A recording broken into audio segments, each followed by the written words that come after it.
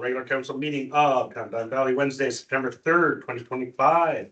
It is 5:02 or one? One, sure. Countdown Valley acknowledges and pays tribute to the traditional territories of People Treaty 7, which include the Blackfoot Confederacy comprised of Siksika, Kainai, and Kainai First Nations, the Dene of Tsuut'ina First Nations, and the Stone Dakota, including Chiniki, Bears Pine, and Stoney First Nations, and the Métis Region 3 Nation of Alberta. We have the agenda and adoption of the consent agenda. Do we have anything we want to pull out of there and slide over? Nation dividend. So 3%. Yes, it is. Right. All good. With that. Right. Seeing none, I'll take a motion to adopt that one. Hazel, followed by Heather. All in favor? That's Jonathan. 1, 2, 3. 1, 2, 3, yeah. And getting into my Lions portfolio of second. I just have a question, Yes, ma'am. Jonathan. Are we gonna publish that anywhere other than the agenda? The amalgamation. Certainly put on the website if council would like. Yeah. Okay.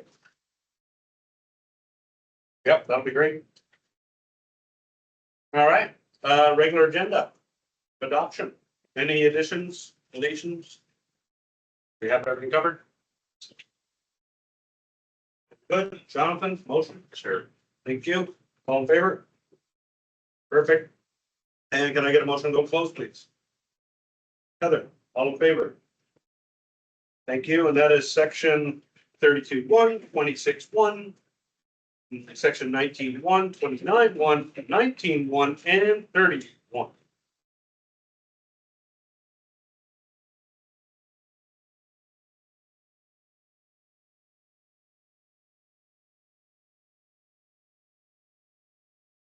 So we're going to open the meeting here, and then we're just going to move to item 6.1 after this question period. And then we're going to hop over to a little amended. We're going to go to 10.1, do the proclamation for the Disability Employment Awareness Month. And then we're just going to take another little recess, wait till 6:30, and then we're going to jump into the draft MDP. I'm going to go through that public hearing, and by then the whole meeting's rolling, but this will just shave us off 10 extra minutes. So we can actually get to our in-camera closed items in the meeting. So first, like to reconvene. 6:09. Just need a motion to amend it to your worship. Yep, Brendan, motion to. Motion to amend the agenda as suggested. Okay, thank you. Moving 6.1, sorry, moving 10.1 over to 6.2. Just for the simple basis of efficiency of meeting. All right, so we are reconvening here at 6:09. We started our meeting today at 5:01. Went into a closed session under legal update action items, section 32.1, section 26.1, section 19.1, 29.1, 19.1, and 31. And we only made it through 3 of those. The service contract matter section will be deferred into 12.1 underneath the CAO report 29.1. So we'll get to that in the meeting. Question period is a section of the council meeting, 15 minutes in length, for people to ask questions of council or administration, points of clarity, anything you want. Email, text, phone, call a friend, walk in with your dog, take it anyway. Have we received any written ones? We've not. None. Council, any burning questions you have? Someone signed up? Oh, that public hearing. Oh, Yeah. sorry, Matt. Okay, so having no questions, then we will move on to 6.1, historic downtown design guidelines signage. Councillor Gordon brought this forward from notice of motion. Where are we at? Here is a report. So there is a report, but maybe Adam wants to just give the Cole's notes on it. Sure, your worship, I'll turn it over to Kerry. All right, there you go. Or like how we stick handle that, saying left, I shot right and right down the middle. Thank you. Through the mayor, the notice of motion that was brought forward was to investigate some options with regards to the historic downtown design standards. So some information to inform your decision going forward. The historic downtown design standards, which impact Black Diamond, was adopted by council on October 6th, 2004. The requirements for new construction include alignment, setbacks, vertical breaks in large buildings, roof lines, building height, materials, including colors and windows.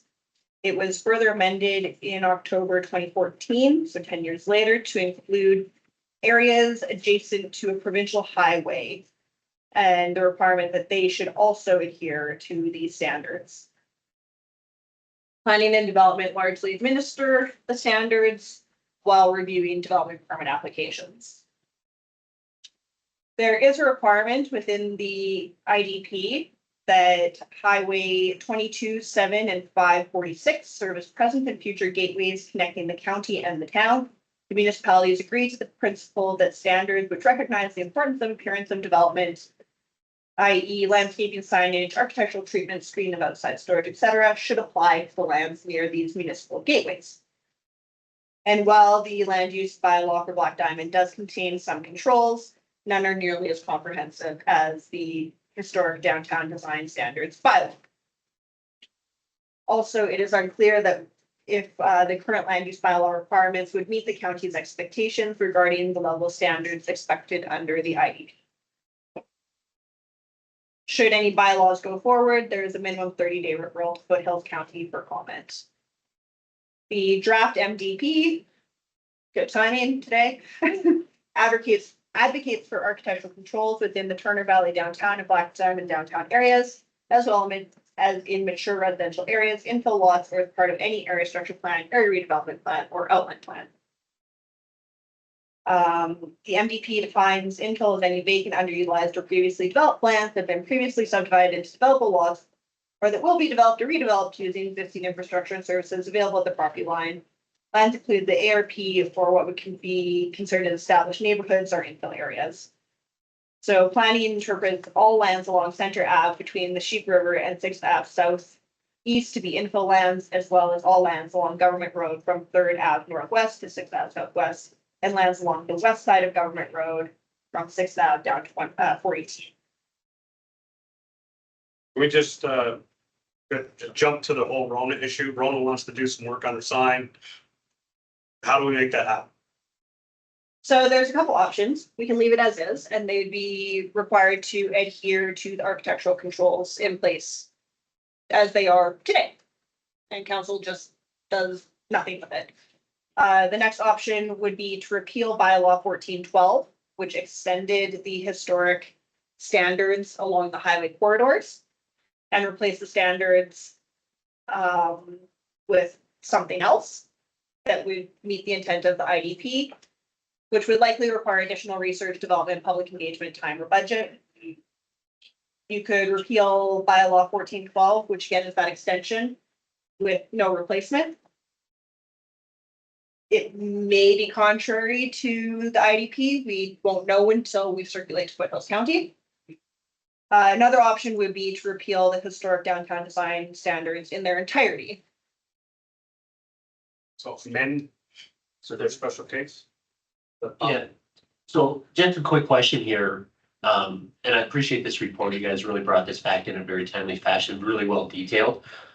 You're recommending option two to replace the bylaw 1412, which extended the boundary of the historic downtown design guidelines, because you know that's all the way down Government Road to the south, and that's all the way Highway 7 out to the east, right? So that's well beyond the downtown. The process here with that 30-day referral period, I've got a question regarding that, because I think that's the option I would recommend council follow as well with that advice. How can we then set up the historic downtown guidelines? Would that be when we do the new creation of the land use bylaw? Is that best where it would be best contained? So that is one option. That is a really easy option for administration if there's an architectural controls section within the bylaw that, as we're then evaluating permit applications, they have to meet those requirements. The repealing of 1412, which is the extension, could be replaced by an entirely new bylaw or a new policy. That would meet the intent of the new MDP and the IDP. Mm. So a couple options there. For me, if I may, I do see where the IDP is gonna come in as the rub, so I kind of wanna blend that in if you could, because then you're just gonna be back in the same boat, have the same conversation a year from now, when we get around to that, so. There is a bit of, it's kind of like a rope on a pulley. You go one way, then you'll come back to it again. Finished?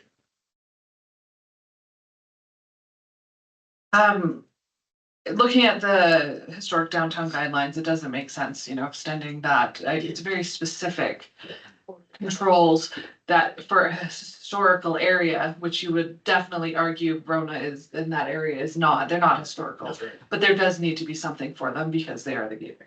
But the problem that we have is, we have Turner Valley side that we never fully adopted things.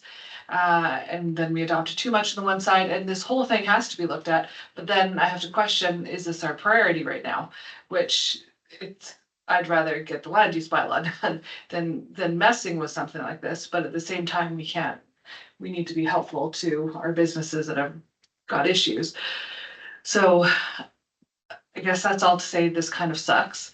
I don't know how to fix it other than repealing it, but then, if we have to replace it, we don't want to right away because it has to be done holistically with the Turner Valley side included, I would say. I don't think we have to. So, yeah, I guess Yeah. replacing like a couple of years down the line, is that fine? Or do you think that's going to create issues with the IDP?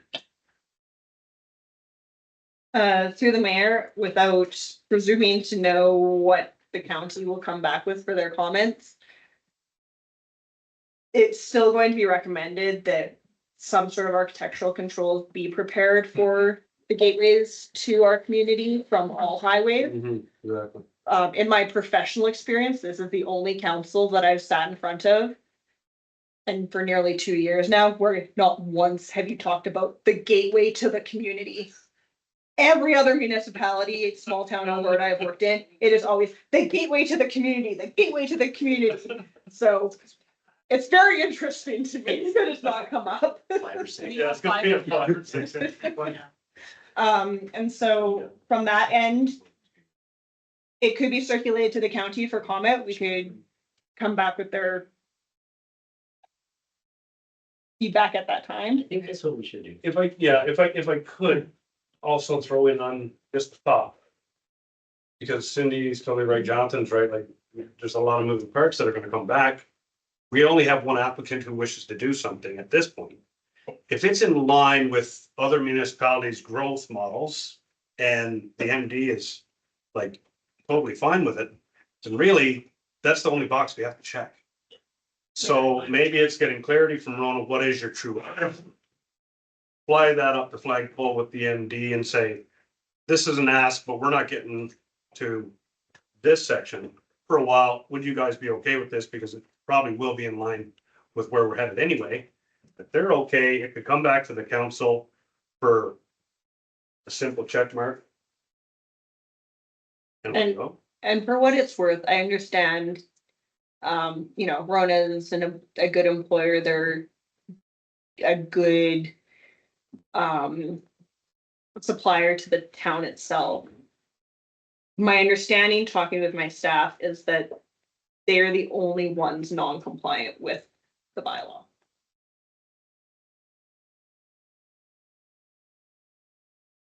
But the current signage they've got, Carrie? So the current signage they have went up prior to the 14 amendment. But they're asking to redo their signage, so the expectations that they be brought into compliance.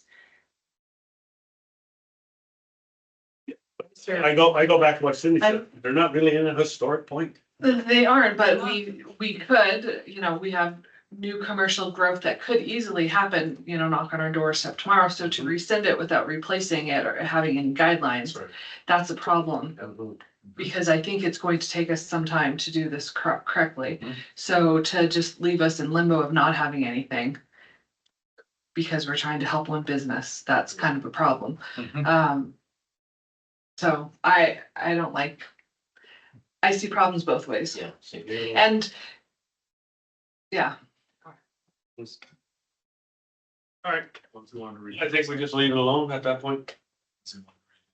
Well, he'll have to redo it Let's go. in, Oh, okay, great. 2 years when we get around to it, and then he can go into compliance with what the bill is of the day. Okay. That would be how I'd look at it. No different than the sign over by the Woodstock, which when it went up 8 years ago, No longer. longer, it was totally non-compliant, but Went up about the same. wasn't worth the battle. Oh, you go. So it was left alone, and it was just, nobody say anything, nobody gets hurt. That was it. So it's been allowed to stay. Versus the pole that's above it was at some point way, way back in the past, good to go. So, so, you know, changes with the tides, so I'd say we leave it. So I'm here. Yeah. If not, it's just more work to do a sign by law, and that's just coming right down the pipe, and we don't have time for that. Brings out with Matt. Yeah, that's a good question. I think he's on holiday right now. I reached out to him a couple weeks back and I don't know if you have that file there with the designs. It's actually quite beautiful. It's just an upgrade to what's currently there. Yeah. A couple of additional items to notice Black Diamond as corporate. Yeah. So it's quite a nice design. I did ask him before he went on holidays if he could reach back out to their corporate with our design guidelines and see if corporate Rona would be willing to amend. And I haven't heard back from him. I don't think he heard back in time from before he went on his holidays. So one thing I have to say about Matt and his brother Ryan, they really want to do what's right. And they want to work together with that. They had a great opportunity, and this has been ongoing for the better part of the spring into the summer now, going back and forth, because you always have that third party when there's corporate involved, right? Because they have specific signage requirements. And so they're trying to work together on that while within the town's limitations. So hopefully this might put a monkey wrench into their plans to get it updated. I mean, it's you can tell with the fading of their frontage, the paint's faded and whatnot. What they plan on doing would be a beautiful refresher. So it'd be nice if there's some way we could work with them. But if that's not gonna be allowable, then we'll have to find a different solution. Wait for Matt. Thanks again. Hey, Yeah, John. it can always come back. Couple of meetings from now again. Okay. We're good, no action required. Yeah. All right, 6.2, moving 10.1 from the proclamation disability employment awareness month over to there. Now I gotta go find it. Are we gonna do a proclamation, ladies and gentlemen? Oh, wow, it literally is the very back page. give me the motion. Alrighty, That Councilor claims October 2025 as Disability Employment Awareness Month in the town of Diamond Valley. all right, thank you. Whereas persons with disabilities are valued members of Alberta and deserve the opportunity to live and work in the community where they are respected and rewarded for their efforts, skills, and accomplishments. And whereas persons with disabilities are contributing members of the workforce in Alberta and are a critical part of our effort to build strong economy. And whereas there is a rich network of nonprofit agencies, practitioners, policymakers, consumer organizations, consumers themselves, and their families committed to promoting and strengthening employment opportunities for persons with disabilities in the province of Alberta. And whereas Alberta's employers in both public and private sectors can benefit further from the positive outcomes empowering disabled persons to have equal opportunity to social inclusion and sustained meaningful employment. And whereas October is Disability Employment Awareness Month and has origins in the US starting as far back as 1945. It was introduced in Canada in 2000 with Manitoba, Alberta, Saskatchewan, and Ontario proclaiming and celebrating over a decade ago. And whereas proclaiming October as Disability Employment Awareness Month will help raise awareness about disabled employment issues and will serve to celebrate the contributions of persons with disabilities. Therefore, let it be known that we, members of the Diamond Valley Town Council, do hereby proclaim October 2025 as Disability Employment Awareness Month in the town of Diamond Valley, Alberta. All right. Do we really? I think so. She did make a motion. All in favor? Yes. All righty. That's what I chose.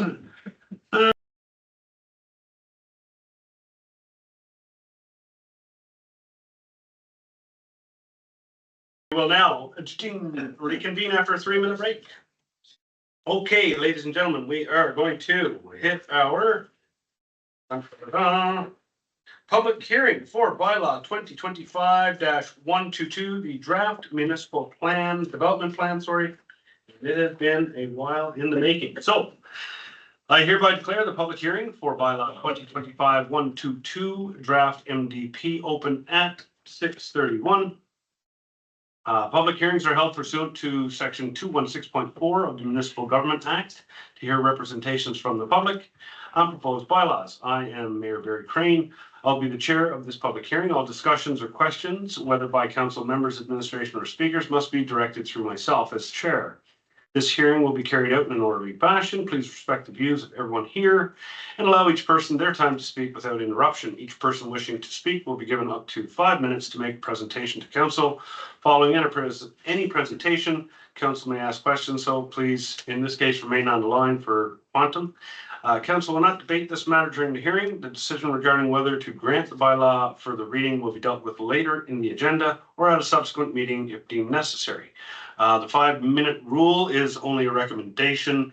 We do have a request from Quantum for 20 minutes, correct? Oh, sorry. I don't know why I said that. Braden, Superman.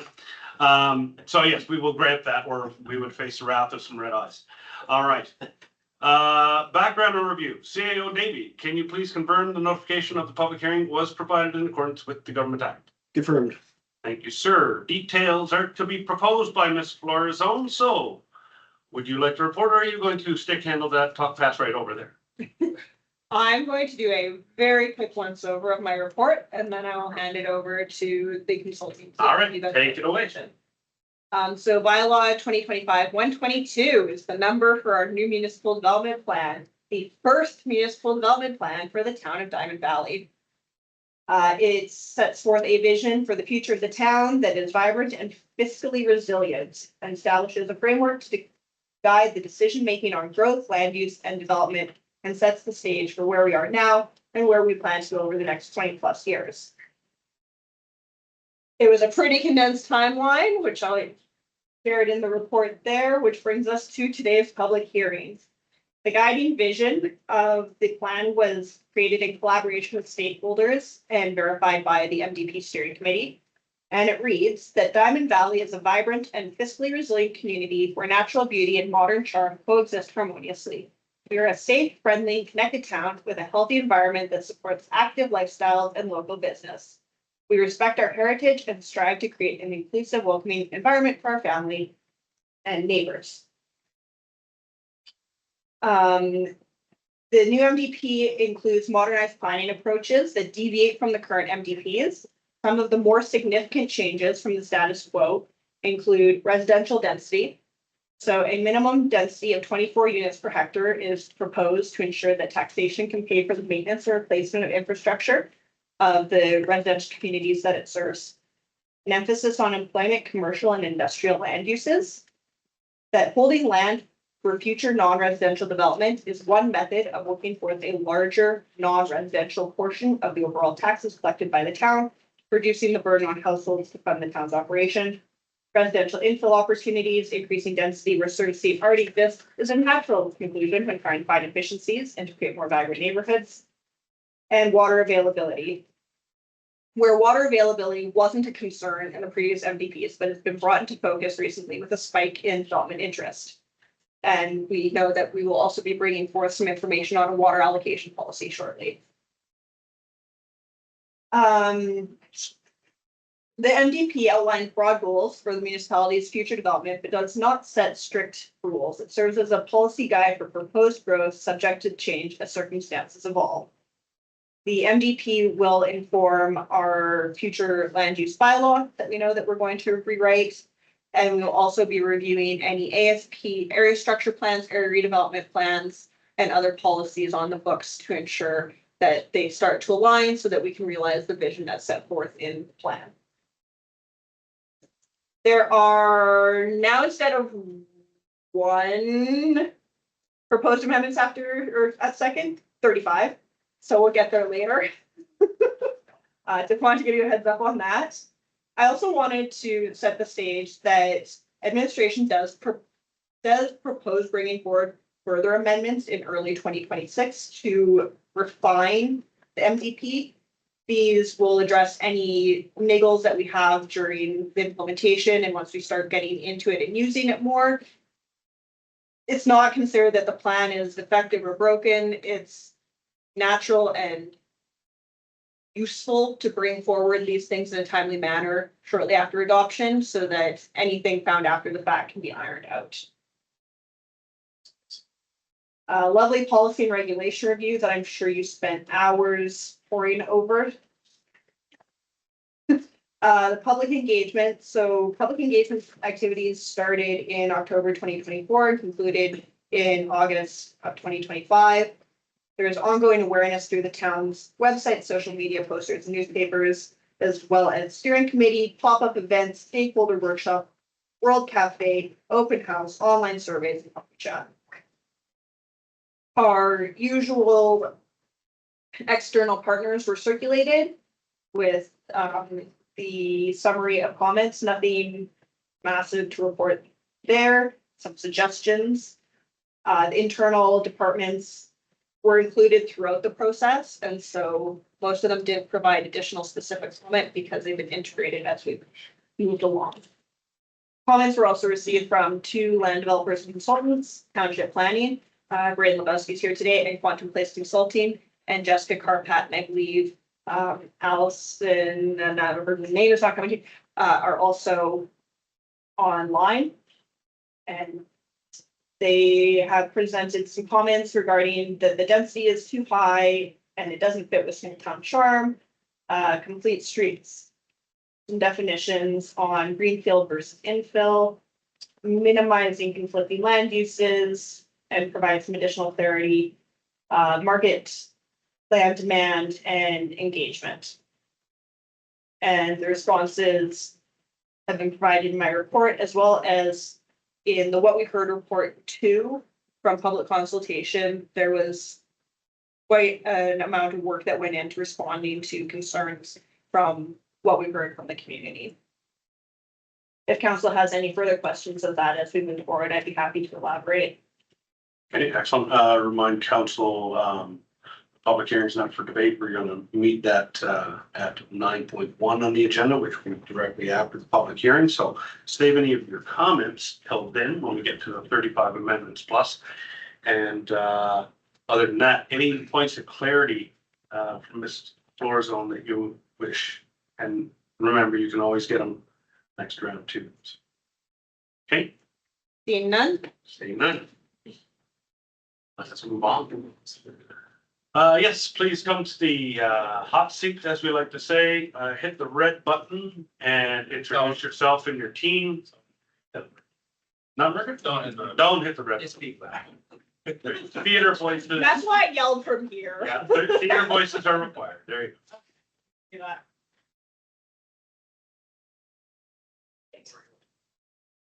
Thank you, Mayor and Council. Jonathan and I are pleased to be back here again to see you on this nice smoky evening. We're excited to be here. We're excited to have presented the second draft recently with some amendments based off of our discussions during steering committee. So we'll give a brief presentation. I really want to leave most of the time on for questions and discussions. So we'll just kind of quickly skim through some things that Carrie hasn't covered yet. So next slide. So again, this is the long-range planning document for the town that covers the pace and where development will take place over the next 20 to 30 years. However, it is not just a planning document. It does cover all elements of administrative function. And so we look at all of those components when preparing the draft plan. Next slide, please.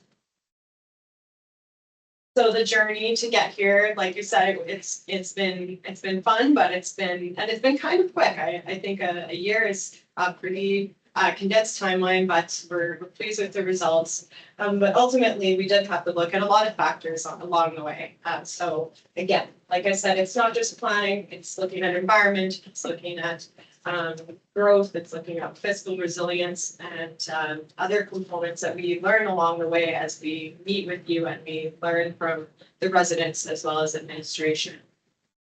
Next slide, please. So the onset of the project, we undertook a series of analysis and research to do a background report before we informed any policy. So part of this was completing a demographics review, so we understood who we are serving with this plan in the future. And what we found with there is an increase in seniors, 60 plus. There's a slight decline in younger adults, and then there's a subsequent rise again with the 30 to 40 young family people moving back perhaps after they started their careers and coming out of school. So, you know, we are looking at what we can do to retain these folks, encourage people to stay over the next 20, 30 years, and what land use decisions will support that. Next slide, please. So part and parcel to demographics is looking at housing and dwelling types. So our analysis of housing and dwelling types unearthed that there's a relatively, there's a decrease happening across Alberta, but also in Diamond Valley in the size of our households. So we're now looking at planning for approximately 2 to 3 people on average in a household. So this is pretty dramatic shift compared to when we were planning before, larger families, larger homes, things like that. Now we have to consider what those needs might be. And then conversely, looking at the current stock of housing within Diamond Valley being predominantly 78% single detached and then 10% semi-detached, sorry, that flies great. So based on that, we had, in conversations with the community, we started to have a few concerns about the affordability and suitability of different housing options. Hearing it's difficult for people to find smaller homes or homes where they don't have large yards, but they appreciate living in intimate. So this is something that obviously also played into our land use decisions. Next slide, please. So Reineck completed an economic development study for us, and this was to help us understand what types of economic development market we're looking at. It informed our decisions on employment areas and also the types of employment that are suitable for the area. But ultimately, the major takeaways from that report are the need to augment the non-residential tax base in our community in order to offset the burden of residential taxes being borne by residential properties. So the outputs of that report suggested that we protect and augment the non-employment areas, the non-residential employment lands, and that we, to support that, also look at the housing choice and affordability in order to support the people who are starting businesses here and living and working here. And lastly, which is also related to a lot of the other conversations we've had about density, how to maintain that community character, and how do we actually articulate what community character, small town feel looks like in policy while we're planning for some of these other shifts that we're seeing in the community. Next slide, please. And lastly, we conducted a servicing and fiscal review. So I sort of kept these together because they're very intrinsically connected. So historically, what we found is there's been underinvestment in community infrastructure. This is something we talked at length about as a steering committee, so no surprise to you. And something that we needed to consider heavily in our planning for future. So water capacity limits, Carrie already mentioned. We know there's been a recent commitment to improving infrastructure, which is awesome. However, we also found that it's been a difficult journey in terms of finding the capital funds to do the amount of work that's required over the next 20 plus years. So looking at how we can reduce the potential of increasing that struggle was something that we considered in the MVP. Again, tax revenue from lower density residential development is your predominant tax base. Is not necessarily proving itself to be effective at providing healthy reserve funds. So how do we work in the work order to alleviate that? Next slide, please. So that left us, after we conducted that research and met with steering committee, we have this Venn diagram that kind of talks about the trade-offs of the different choices that we can consider. And ultimately, we chose that, we decided that the fiscal resilience approach to this particular MVP would be likely something that, would be the most effective in gaining that vision, 20-year vision that we have for ourselves here. So the trade-offs, considering predominantly residential development and then low taxes, we run into those issues with services. Whereas if you have greater non-residential development, and you can have low taxes with more services. So there's always a trade-off, but where you want to hit with that Venn diagram is somewhere in the sweet spot in the middle. Next slide, please.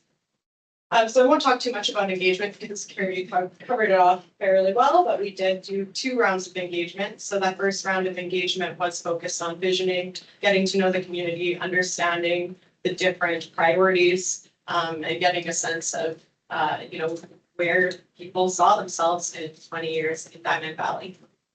So we had 70 participants in our first 2 pop-ups and had some really great conversations there.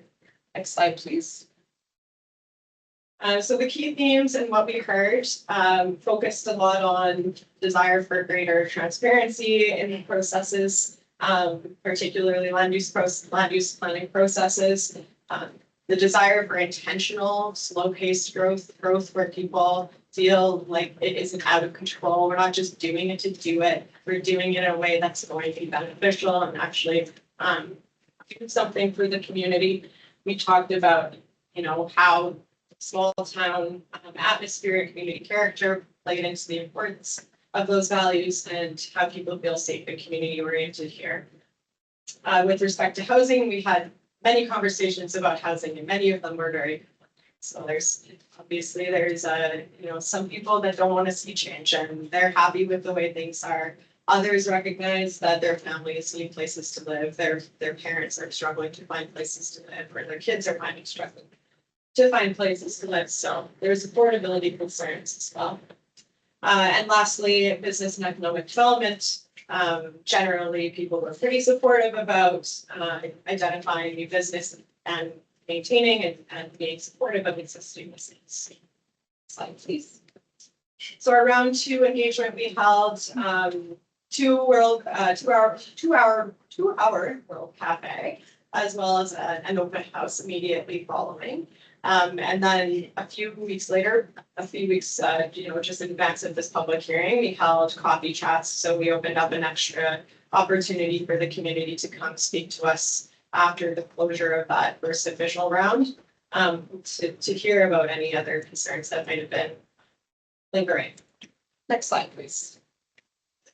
So the key topics for round 2, we had released the draft plan at this point, so people had a time to digest and review the policies and understand what it might mean for them and the individual policies. So again, people were fairly supportive about the variety of housing and the intentional growth shown in the growth strategy, but concerns continue to arise about density, concerns continue to arise about maintaining small town character in the face of new development. So those were things that we needed to consider and brought back to during steering committee. And then land use and economic growth. So again, it was valued that we acknowledged fiscal resilience and the current situation of the town in the planning for the future. And again, there was support for intentional growth. So that's, I think the word intentional was something that came up a lot. And concerns about contaminated lands, and which we've discussed at length.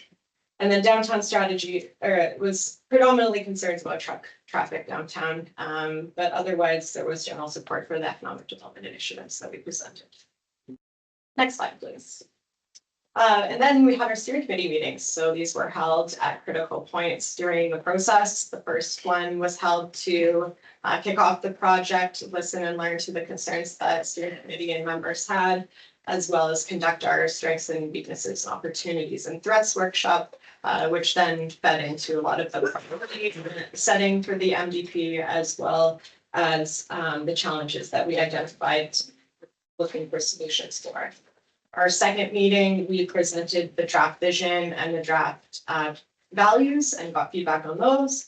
And we also presented three draft growth strategies that we discussed at length and we refined into a preferred growth scenario. Our third meeting, we captured your comments on the MDP and we validated even further that growth strategy during that meeting before finalizing the last draft of the MDP. Next slide, please. So we're gonna pass it over to Jonathan now. He's gonna chat a little bit about our journey through this finalized growth All right, strategy. thanks, Kristen. So we have the growth strategy map in front of you. There's two key maps in the MDP. This growth strategy map, which is the blueprint with arrows and text boxes and such. And it's really the blueprint for your future land use decisions. It's customized to your town. It's not created for other towns. It's not textbook in the way that you have downtown density. Oh, Just so you know. that's fun. Oh, Yeah. this is the earlier one. This is the Oh, earlier go to the next one. I want to go to the final one. There we go. Yes, that's the current one in the draft. And so it's created to reflect your needs, which are, you know, as Kristen mentioned, employment lands. There's not many financially profitable things for municipalities to do. Low density residential doesn't really pay for itself based on a lot of different modeling and research. Industrial does, commercial does to an extent, and medium to high density residential and mixed use. Those things you're getting a financial return. And knowing the town's financial position, this strategy focuses on those things, which means you may need to wait, as Kristen said, for certain land uses to come, certain developers to come to fit that in. If they're not present in the town today, you may need to wait. Large blocks of purple. We've been told by various parties, those are never going to develop as industrial or employment lands. The market's not there. You have to create the land. We could color them differently, but it wouldn't benefit you financially. That would put you further behind financially. So that's where this came up with. We did work with the steering committee to develop scenarios that the final outcome was this. So that's some of the thinking behind this. I really wish I could come to you today and tell you that doing what you've done for the past 50 years, low density residential, single family homes is gonna pay for itself in the future, but I can't tell you that. So I don't want to. So it's how do we do something different? How do we do something different that still fits the charm and character of the town? And I think that's the challenge for you today. That's the challenge for you and the future council in the future, after the election here. Go on to the next slide. So a few of the considerations, as you know, we looked at adding housing diversity, and Kristen went into how your demographics really are leaning towards needing some of that housing diversity, some of the different housing types. Talked about capitalize on existing infrastructure, that's infill lands where you have a vacant lot, the pipes are already going past. Those are really low hanging fruit if you can get those going. Of course, expanding business areas, we already discussed that, kind of the purple, but also the downtowns. There was various great ideas that came from the engagement on the downtowns. How do we make sure that they stay vibrant? And then using existing assets because you've already invested in them. How do you keep those up? So the MVP really looks to build on that and make that happen in your future years. Next slide. So this is today, and this is the MVP is tough decisions. You guys know, being on council, that it's not easy. You're going to be faced with a lot of ideas on how to change this draft, steer it in one way or the other. And so we're just here to challenge you to be bold, whatever that is for your values and beliefs and for the town to really like believe that it's not going to be an easy decision to move this MVP through and one that looks at that financial sustainability over the long term so that you can stay with a vibrant, healthy, wonderful town for the people that come and the people that are here today. So that's what we have. Anything further, Kristen? That's all. All right, Jonathan, Kristen, thank you. Council, any comments for clarity? Again, yep, go ahead. Yeah, I'm not sure this is the right time to ask it. It might be when we're debating, but in your, the figure 4 growth strategy, and I think I missed this in the first draft and I should have brought it up then, but you're noting that the current golf course where the clubhouse is and the driving range is right in the middle there. Do you have that identified with the arrow as a business area growth over 15 to 20 years? Could you provide the reasoning behind that? I should have asked this when we had the steering committee, so my bad. There have been. Or is that an oversight? Kristen? Yeah, well, we met with administration to discuss this, and we looked at the land uses that are there. We're just looking at the large amount of sort of green area, not that we're anticipating the golf course to redevelop, but should that roadway connection be sort of solidified, I'm sorry, I can't read it, but along this one here. To here, I know this is a county road, but should that be solidified, it was felt that that might be an appropriate location for some commercial development. So I think a follow-up to that then is, because it's hypothetically looking in the future as potential development, what impact would that currently have on any potential growth that the golf course would want to undertake? Would they be submitted to what we have here in the MDP? Would they have to ask an amendment? No. Do you want to answer that? Yeah, no. So, So, sure. so any development permit application that comes in today is administered under the land use bylaw of the day.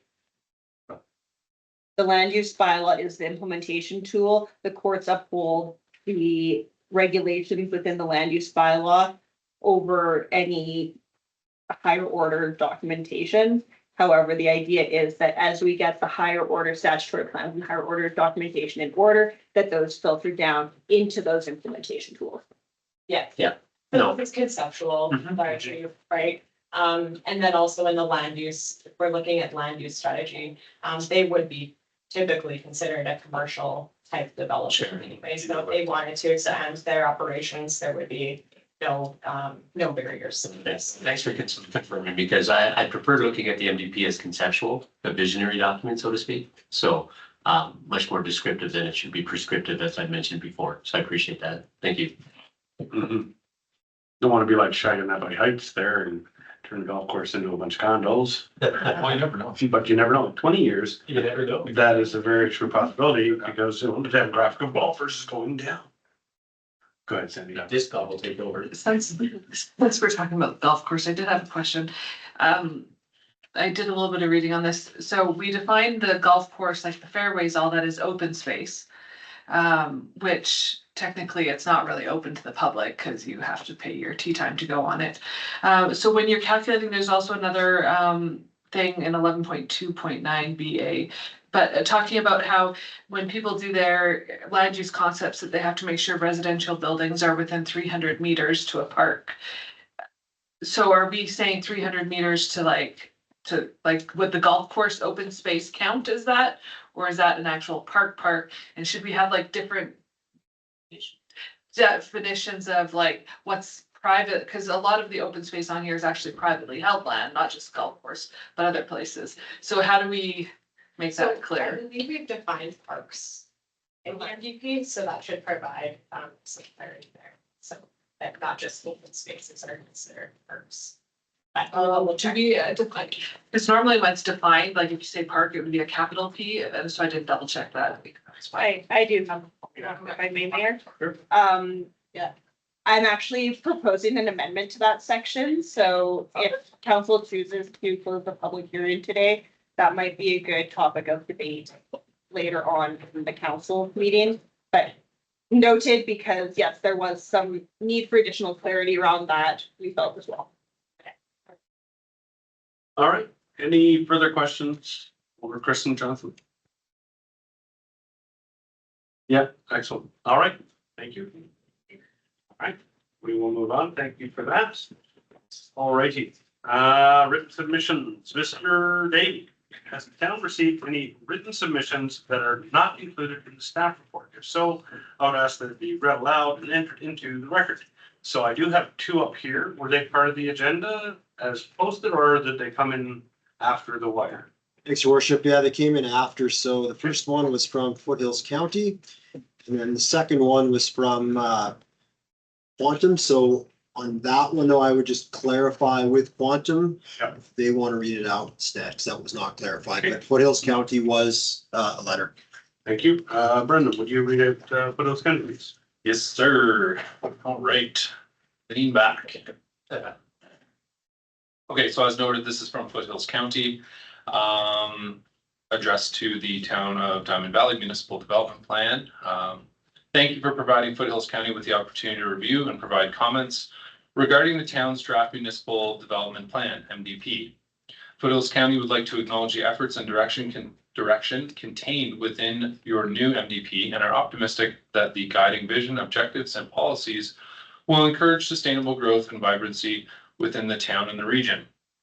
In the review of the document, there does not appear to be substantive issues pertaining to the consistency of the draft MDP with the other planning documents and procedures adopted by Foothills County. However, specific areas could be modified to better align the document with higher order plans with the planning hierarchy and to ensure appropriate amendments to the MDP are implemented in order to align with future updates to the Diamond Valley and Foothills County's intermunicipal development plan.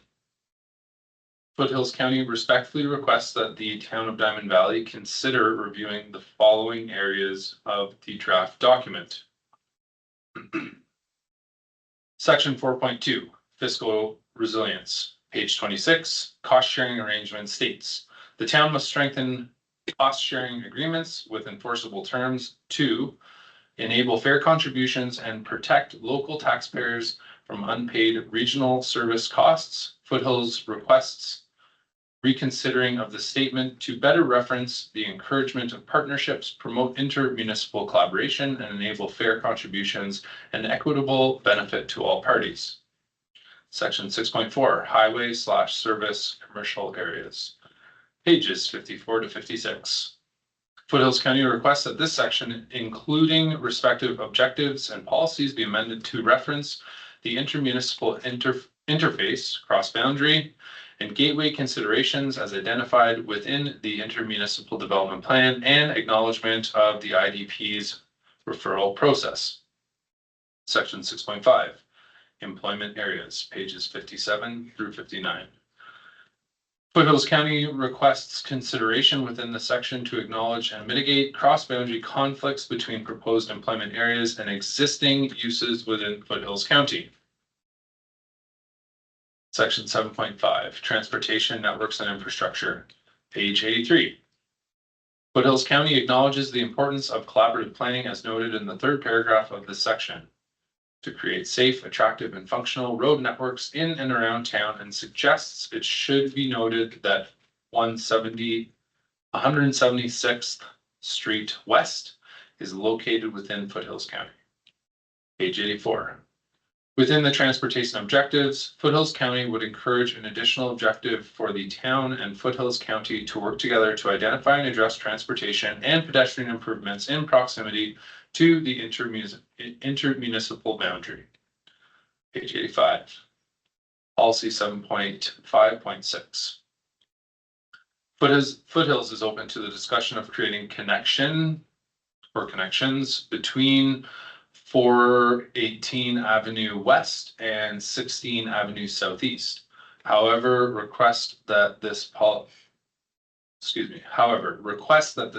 be revised from a will to a should statement. Will and should statement. Alternatively, that this discussion be addressed as an objective of this section rather than a policy. Section 8.4, agriculture, pages 107 through 108. Foothills County appreciates the acknowledgement of agricultural lands outside the town boundaries and the respective objectives and policies to protect and maintain transition between surrounding areas.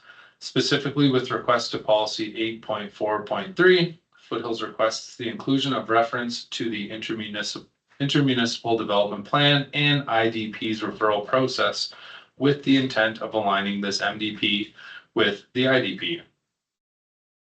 Section 11.2, subordinate plan alignment, page 128. Request that policy 11.23 include an additional clause that ASPs, ARPs, and OPs must identify impacts on agricultural uses on the subject and surrounding lands. Finally, section 11.3, MDP monitoring and reviews, pages 133 through 135. Foothills County requests that this section include acknowledgement, objectives, and policies which reference that the MDP will be amended to align with any higher order plans within the planning hierarchy, specifically acknowledgement of the IDP that the MDP will be amended to align with the IDP as needed. Took me a long time as a new counselor to get all these abbreviations in my head. So I apologize to anyone that's watching online. I'm years into this and I'm like, could you say that again, please? Final note. Foothills County wishes to thank you again for the opportunity to review and provide input on the town of Diamond Valley's municipal development plan, or MDP. Should you have any questions or require additional information, please do not hesitate to contact the undersigned. And this is from the Deputy Director of Planning in Foothills County. Do I need to say his name? Okay, Drew Granson. All right, thank you. Ooh, feels hot. And I don't see, that's only one page, I got 5, but I didn't see it. Quantum's gonna do it. Do we have Quantum online? Keep the manifest. Yeah, if we could just ask Jessica if they would like to, I can read this aloud, or they can work it into their presentation on the floor, which is coming up pretty much next. So. Good evening, council members. This is Allison Timmons with Quantum. Can you hear me okay? You betcha, Allison. How are you? Great. How are you? Not bad. Up to you. I can read it or you can work it into your presentation. What would you Yeah, like so to do? the presentation summarizes the letter. So I would suggest that we just do the presentation and you can refer to the letter if it's helpful during the presentation, or we can refer to Sure. specific content in the letter if questions are asked. Yep, absolutely. Council has seen the letter, so if you bring it up in the presentation, then I'm sure we can address it through there. Right, sounds good. So would now be the appropriate time to present, or should we wait? I just have to do my reading of if there's anyone in the audience, yada, yada. So just hold on the line. We'll just pause you and then I'll put you back on here in a few seconds. Thank you. All right. Mr. Davey, were there any other written submissions other than the 2? There's not, Your Worship. All right, thank you. So we are going to go to the microphone. Actually, we're going to go to presentation. So for the presentation, Allison, you're going to state your name, company, for or against, and then you're going to read your letter / your presentation. Work it however you wish. All right. So persons addressing council, state your name and address, indicate if you are speaking on behalf of yourself, behalf of a client, a company, or a group of citizens, i.e. a club or organization, and may you state how they are affected by the bylaw. Council may ask questions of each speaker following your presentation. So please stay on the line in this case, or if you are here at the table, remain at the table, as council may have questions for clarity, but not for debate at this time. All right, so we will go to Allison with Quantum Thank you very much, Place. Mayor Crane. All right, floor is yours, Allison.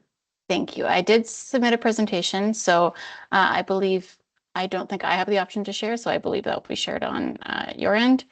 While that's getting pulled up, I'm Allison Timmons. I'm a senior planner at Quantum Place. With me tonight is also Jessica Carpat, planning principal at Quantum Place. So she's on the line for any potential questions afterwards.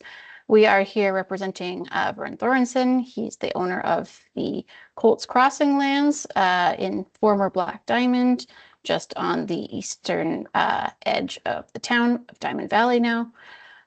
So we are here to kind of present our concerns in opposition to the proposed MDP, as well as some recommended policy adjustments that may help address our concerns. Next slide, please. So in terms of engagement, the compressed timeline of 10 months has led to inadequate engagement and decisions made without clear rationale or direction. The landowner of Colts Crossing was never contacted to discuss the vision for their lands. When we asked administration when landowners or industry would be engaged, we were told that council had directed them to only conduct overall public engagement with no targeted engagement. Thus, we were unaware that the southern quarter section was identified as employment lands until hours before the May public hearing for the Colts Crossing ASP, despite the fact that we had an active application on these lands that was submitted in 2021, identifying the southern quarter section as residential. This included a supporting market demand analysis. When we attended the World Cafe and open house on June 10th, there was no opportunity for us to provide specific feedback from a planning lens related to Colts Crossing, or to ask questions such as, why is the southern quarter section identified as employment lands? Next slide, please. So again, there's no clear indication of the market demand for the entire quarter section of land. And in fact, it contradicts the market demand analysis that was submitted in support of the Colts Crossing ASP. Policy 6.5.4 indicates that employment lands should be located near primary transit networks and separate from residential areas. Employees would have to drive by or through the residential or flex planning area proposed within the northern quarter section from Highway 7 to access these employment lands.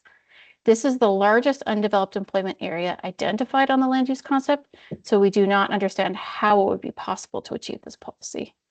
This leads us again to ask why this area was selected for employment lands. However, we understand the town's goal to increase the non-residential tax base in the next 10 to 15 years. So we have recommended some policies to allow for viability for the developer and also allow for potential non-residential tax base increase. So you can see them on the slide there. The first one is the town may consider applications for mixed use or commercial retail uses in employment areas subject to the submission of an area structure plan or area structure plan amendment accompanied by a supporting market demand analysis. And the town should consider a variety of financial and non-financial methods to incentivize the development of employment areas. Next slide, please.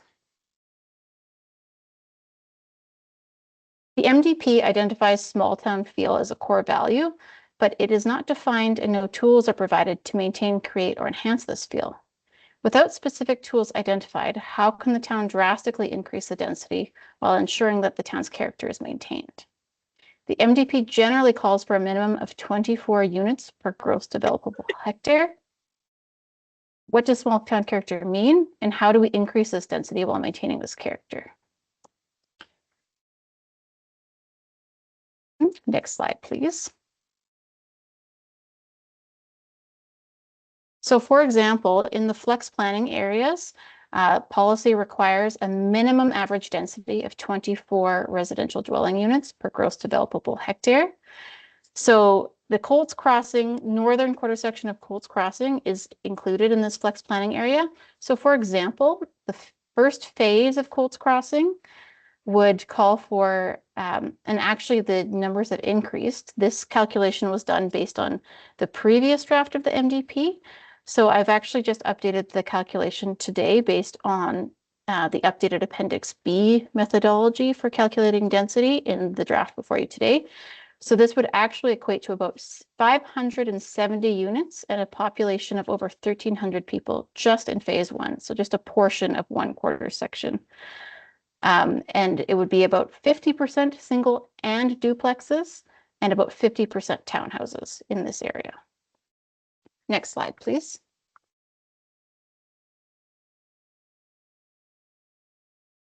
So in addition to those major concerns we've noted, in the municipal reserve section, policy 10.1.11 should consider multi-phase developments such as Colts Crossing that may under-dedicate municipal reserves in specific phases, but the overall MR concept would lead to an overall dedication of at least 10% municipal reserve for build out. So we're recommending, just you can see the purple text there, that gets added to policy 10.1.11, just to allow for some flexibility in phasing of ASPs or other multi-phase development. Next slide, please. In terms of implementation, we've heard that Foothills County, specific to Colts Crossing, but it may be applicable elsewhere, has expressed concern regarding boundary conflicts and shared infrastructure. So we have drafted the following policies for council's consideration. So this would be lands adjacent to Foothills County should address and mitigate impacts on rural land uses, and applications for lands adjacent to Foothills County should consider obligations and responsibilities for maintenance and upgrades of shared infrastructure. Lastly, policy 11.2.9A requires a 50-year timeframe for fiscal impact assessments, and we would like to confirm if this has been confirmed by technical experts. We have been advised that 50 years is too long of a timeframe to maintain any sort of accuracy or reliability for a fiscal impact assessment, as you may recall this discussion from the May 14th public hearing for the Colts Crossing ASP. So that's it for our presentation and recommendations today. Again, Jessica and I are available for any questions you may have. Thank you very much. Thank you, Allison. That was much faster than me reading it 5 pages, I'll be honest. So, well done. Excellent. Any points of clarity required from council? Again, not debate at this point. That'll come further in the agenda, but points of clarity for that one. Did you? Good, excellent. I do have a point of clarity. Okay, point of clarity, Councillor Gordon, to Allison. Allison, thanks for the clarity there and the brevity in which you presented that. I do have a question in the, when we're talking about the flex planning, you had some suggestions, 6.51 plus, 6.5.6 plus. And then you make reference to the manner in which a draft MVP is requesting 24 units per gross developable hectare, while you're also questioning the feasibility of this, referencing even how the Calgary Metropolitan Regional Growth Board didn't even come close to that. If we just use Colts Crossing and use that as an illustration or use that as an example, how best can we achieve the proper density so that it best supports the long-term infrastructure, so that we're not just enjoying the next 15 years of a bump in taxes and then have all this infrastructure dumped on us? In your opinion and in your planning experience, because of the increase of costs for infrastructure replacement over time, what would be a feasible density that you would suggest? So thank you for the question. In terms of feasible density, I suppose it depends on who is answering the question, because there's feasible density from a developer perspective and feasible density from a municipality perspective. And the goal here is to find out where that Venn diagram overlaps. From the developer perspective, we do question whether 24 units per gross developable hectare is achievable or marketable, and if that could still allow for the small town feel that is called for in the MDP. In terms of the feasibility from a taxation and maintenance perspective, I'm not able to speak to that in detail at this time. Jessica can maybe add on that, but. Thank you for that question. A quick follow-up is, Jessica, just before you jump in there, the reason I'm asking that is you guys did the market study at your own dime, right? So what did the market study reveal about the potential demand? About the potential. sorry, The Jessica, go demand ahead. for the commercial, the demand for the commercial. So the market study looked actually at up to a 40-year demand and looked at the concept provided within Colts Crossing and then existing commercial provided within the community, both planned and currently provided, and estimated that Colts Crossing was already over providing based on market absorption. And if I may add, the original concept for the residential areas of Colts Crossing called for about 15 units per gross hectare, if that answers your question. And so if I can clarify my comment and the market study. So the market study looked at a number of different aspects, including kind of the market for commercial industrial development, and try to anticipate when that market availability could come based on the capture, kind of a market capture, what's included within that, the potential economic development opportunities within the area, looking at extensive growth within kind of the agro-industrial type of businesses. And as you know, I think that's Councillor Gordon. Yes. Councillor Gordon, without a substantive investment in economic development policies and an investment from the town in this type of development, the type of growth that's envisioned within the MDP is likely not to occur. Many different municipalities that want to see non-industrial or non-residential growth within their tax base have to make considerable investment themselves in developing industrial lands. Look at examples like Lethbridge, Medicine Hat. They all have not only residential development programs, but they have industrial development programs. City of Calgary, industrial development program. And that is how they ensure that their non-residential tax base, it's one of the methods and ways in which they ensure their non-residential tax base is protected and grown.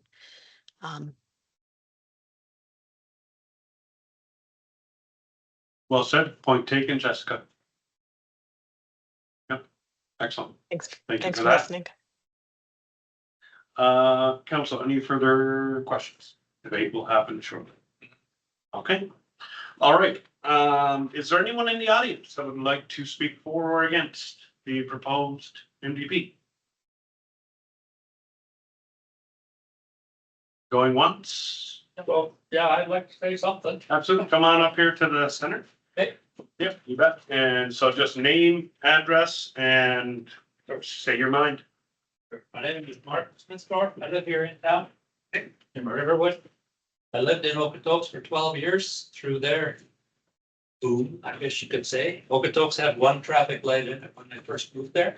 Very similar. Same. I moved in when they got the two. And I went crazy pretty quick. Yeah. And I lived in the county for 32 years. And now I'm here in town. And I see fascinating things and I have huge questions. So I only have one major item. Jonathan's heard, and ladies heard me say this 3 times now. Say it one more time, because I don't think the MDP addresses it quite strongly enough. I'm totally in favor of growth. It has to happen. You can't stop it. It has to happen. So it has to happen in a responsible way. This MDP report is really well written. It's comprehensive. It's optimistic. I think it's a brilliant instrument. It's a brilliant map going forward. It appears to have incorporated many of the comments received during the 2 public review processes that I went to. And it's actually refreshing to see that all the comments received were documented and considered. You have a list on the website of kind of the minutes of those meetings, and some of them are a little rough and coarse, but it's good to see that you actually documented it. I'm happy about that. There is some transparency. It's a good thing. The MDP reads like a bit of a fantasy or a dream, and so it should. It needs to be a fantasy or a dream. It needs to be positive, and it needs to be a visionary document for how this town's going to go forward. On large undertakings like this, you always start with the best possible scenario. I think you need to start with the best possible scenario. I'm an engineer. I'm a retired engineer by trade. I had a little engineering company. And we live by the motto, plan the work and then work the plan. So if you don't plan the work properly, you're going to get derailed and it's going to be a bloody mess. One of Jonathan's associates is from Cochrane. And in those one-on-one coffee meetings we had, she's from Cochrane. She's a younger lady, so she grew up in Cochrane, and she said Cochrane's going through hell right now because they didn't plan properly. They didn't plan properly. So we have a golden opportunity here, folks, to not make the same mistakes that Okotoks made, that Cochrane made, all kinds of places. I have two very specific, actually it's one very specific topic that needs to be addressed, I think, a little more firmly in the MDP. It's well written, it's brilliant, and you captured my thoughts. I think it needs to be a little bit stronger. In 7.5, under transportation networks and infrastructure, 7.5.3 and 4. It talks about highway traffic, it talks about Highway 7 and Highway 22 coming through this town. It says that the town council needs to consider and should, and short-term, later on in 11.4, it talks about short-term action items. I think it needs to be immediate. The town must describe gravel truck and logging truck activity through our downtown core to Alberta Transportation. They have to know. One of the comments we got in a couple of the open houses is, you don't understand Alberta Transportation. They're really difficult to deal with. Well, there's only one way to deal with them, and that's start. And start now, not 5 years from now. Start now. So they need to know about gravel truck and logging truck frequency coming through town when you're discussing options for future highway improvements and rerouting. Whether it's rerouted around town, I don't know. Or if it goes right through downtown, then maybe you need to move downtown. Because gravel trucks and logging trucks are not compatible with, quote, on-street in the MDP, on-street parking, or quote, enhancing the pedestrian experience. How the hell can you enhance pedestrian experience when gravel trucks are, and there's hundreds of them. There's gravel pits on both sides of this town. There's hundreds of gravel trucks. How do you enhance the pedestrian experience with hundreds of gravel trucks going right through town every single day? And the logging trucks don't run every day, but when they do, there are dozens of them. You cannot enhance the pedestrian experience with that kind of traffic going through town. So in 11.1, achieving the future state, the MDP does talk about dealing with Alberta transportation, and it's classified as a short-term action. I think it needs to be an immediate action. You can plan all kinds of cool things in this town. You can plan all kinds of neat little nifty boats crossing and small town atmosphere and sidewalk cafes where people can have coffee. But the skeleton of this town, where it was Highway 7 and Highway 22, you better deal with that first before you deal with fingers and toes. Really. So in 11.4, achieving the future state, in item 6.4, before reviewing land use bylaws, I strongly suggest that we contact Alberta Transportation to investigate A, possible rerouting of Highway 7 and 22 around the town. Or if that's not possible, B, What are their plans for 27-22? Because if you're gonna have coffee shops and all kinds of cool things along the downtown, and 5 years from now, it's all expropriated. What have you about? It's silly. It's just silly. And for those who aren't civil engineers and don't understand engineering, if you look at the right of way for highway, if you look at the barbed wire fences, both sides of Highway 7, then we'll look at the barbed wire fences, both sides of Highway 22, it will be twinned. Those ditches aren't extra wide for no reason at all. 7 and 22 will be twinned. If they go right through this town, 10 years from now, 12 years from now, 15 years from now, you got all kinds of cool things that you've addressed in your MVP and you've started doing something. And it all gets torn up. That's all I ask. Well said. Very well said. Thank you, thank you, thank you. Transportation was one of those key pillars that we've been looking at. So, very well said, I must say. For or against, come on up, have a seat, state your name and your position, and the floor is yours. Thank you.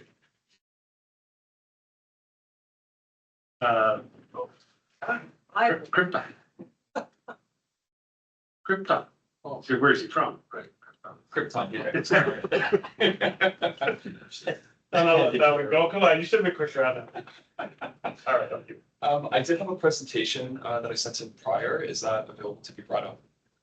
Okay, that's a sexy. Okay, well, to be brought up, my name is Brayden Levitsky, and I am a senior planner in township planning and design. And thank you, Barry Crane, town councilors, and administration, as well as having me today.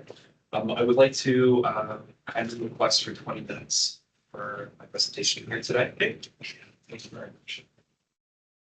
So, and I apologize for the stock papers, this is just reference material. No, I will not be going through these line by line, I promise.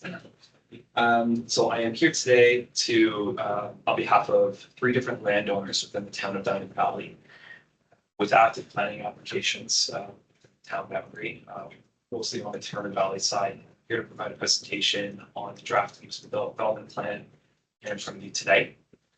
We also provided a letter that has a summary of comments in greater detail, a little bit more emphasis on our issues, some comments that we have related to the draft MVP. Okay, next slide, please.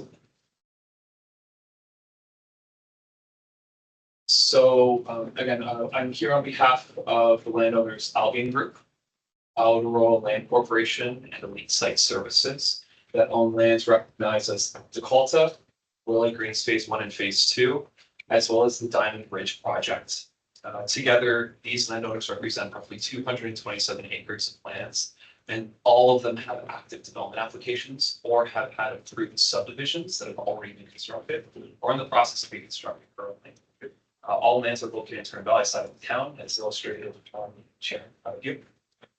Next slide, please. So today, I'd like to speak to the context and history of the applications, comments provided in the town's Mobile Growth report, minimum required residential density, infill and greenfield developments, issues and concerns that we have with the draft MVP, the negative changes that have occurred specifically related to figures 4 and 5, which is growth management strategy or land use concepts, the draft MVP in employment areas, servicing figures, the lack and no engagements with township or the landowners, and the requested changes that we have to the municipal development plan. Next slide, please. For site context, the Dekalta lands are located in the Gateways area, structured plan area, west of Royal Light Way, north of 16th and east of Dekalta. The Royal Lake Greens Phase 1 and Phase 2 lands are located along Royal Light Way, north of 16th and west of the Foothills County owned right of way. And Diamond Ridge is located closer to the downtown Turner Valley side. So that's east of Robert, west of Main, and south of McLeod Crescent. Next slide, please. The context and history of the applications here. So the Dekalta application, we have submitted an area structure plan amendment and land use redesignation in March of this year. Royal Lake Greens Phase 1 subdivision was approved in June of 2023 and is now fully constructed along Royal Lake Way. Lots of homes are still to be constructed. Diamond Ridge, with phase one subdivision approval, was granted in April of 2025. And we now have an executed development agreements and the offsite levies paid.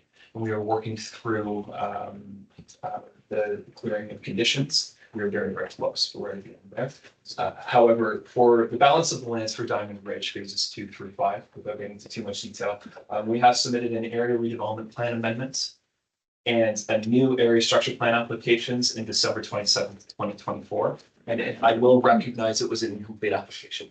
And we are working through providing the complete application, but we wanted to show the effort that there's active planning applications here. And we did do it in December. We've been working through that process as we speak. Next slide, please. So we do have several issues, concerns, comments regarding the draft MDP as well as the town's what we heard report. Specifically, there is a very high minimum residential density required within established communities and flex planning areas. The infill versus greenfield development definitions have been incorrectly assigned to the landowner's lands. All the holdings that I've discussed. There were significant negative changes between the growth strategy and the land use concept between the June first draft and then the revised August draft that you have in front of you today. There's incorrect potable water, wastewater, stormwater servicing, as well as transportation figures in the document. That's figures 7 through 10. And there has been no engagement from administration of Blue Rock Planning with township or the landowners between the June and August drafts. Finally, we feel that there has been general procedural unfairness towards the landowners, given the current planning applications that have been submitted. Next slide, please. So regarding the minimum required residential density, it's a very high minimum residential density that's been required here for the established communities and flex planning areas. It does not take into consideration local context in certain areas of the town. There requires significant changes to the mix of residential typologies that have been proposed within all of the projects that we have, that our clients have, pardon me, and it's going to result in a poor community design overall. There's a loss of small town feel as a result of these changes in front of you, and the interfacing between the existing residential community as well as the new development is incredibly unfavorable. Next slide, please. Here on the left-hand side of your screen, you'll see the image that has been presented for what within the draft MDP is what 24 residential dwelling units per gross available hectare would look like. And we feel that it's misrepresented. When you look at the way in Appendix B of the draft municipal development plan and the way that density has been calculated, you have to include parks and open spaces, non-residential areas, and a wealth of other uses that isn't just residential. If you were looking at just residential, net residential, quote unquote, would be a little bit more of an appropriate definition, but looking at what we have here, we don't feel that it's properly represented. If you were to look at, and the reference that I have on the right-hand side of the slide here, it's taken from Visualizing Density out of the Canadian Urban Institute. And it's a series of different case studies that were done in many different Canadian contexts. And for this specific one, I picked Farrell Yards in Waterloo, Ontario. And as well, the presentation that was done by Quantum that references Campoli and McLean is also an excellent example as well. In this particular example, we're showing an area that is 22 residential units per gross available hectare. And in this case, you can see from the image, there's high-rise apartments, there's several multifamily, there's condominium, there's a wealth of community services and facilities, there's non-residential and commercial use areas, and a significant amount of surface parking.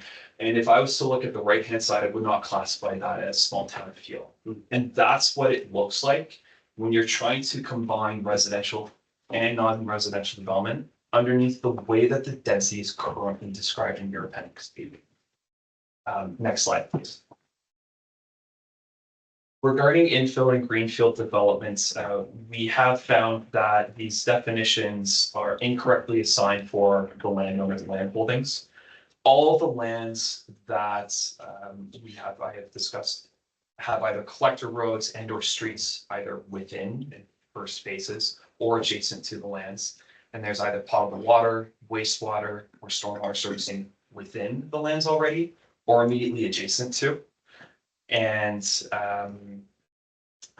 given that all the lands are established or within and adjacent to established neighborhoods with a variety of either residential, community services, parks and open spaces, recreation and or commercial offerings.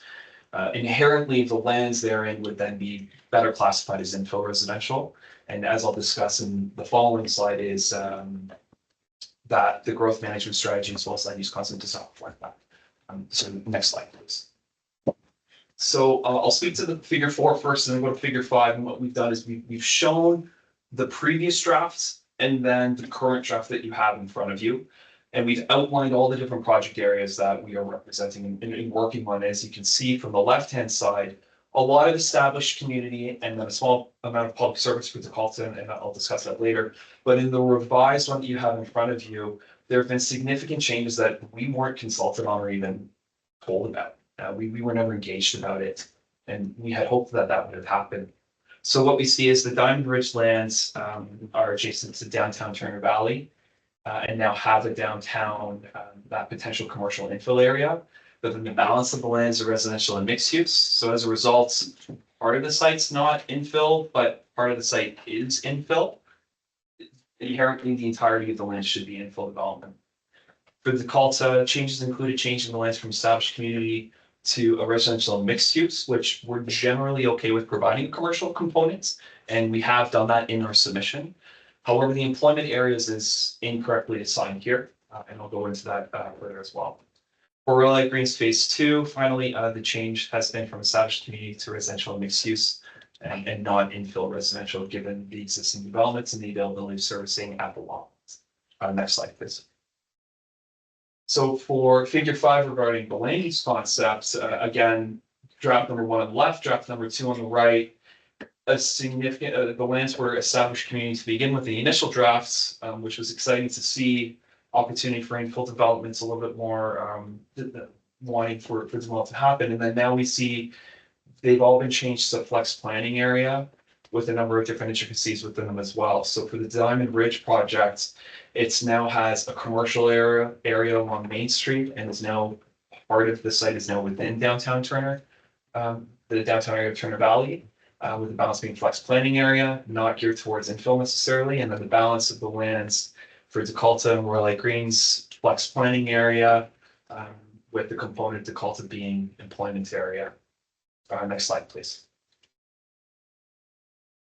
On the employment areas portion, section 6.5 of the draft MVP does state that employment areas in the town are limited to lands in East Diamond Valley that have proximity to Highway 7, as well as the downtown Turner Valley gas plant lands, which those lands do require environmental remediation. Just based off of that focus alone, to put employment areas at the south portion for Dekalta, for the Dekalta project along 16th Avenue is not aligning with the draft MVP that you have here, and it doesn't align with objective A either. So we would encourage that, and I'll continue with other changes that for the Dekalta project of the employment areas, that this is not a fitting location. Next slide, please. Regarding servicing infrastructure, I've taken the screenshots of figures 7, 8, and 9 related to potable water, stormwater, and wastewater or sanitary servicing.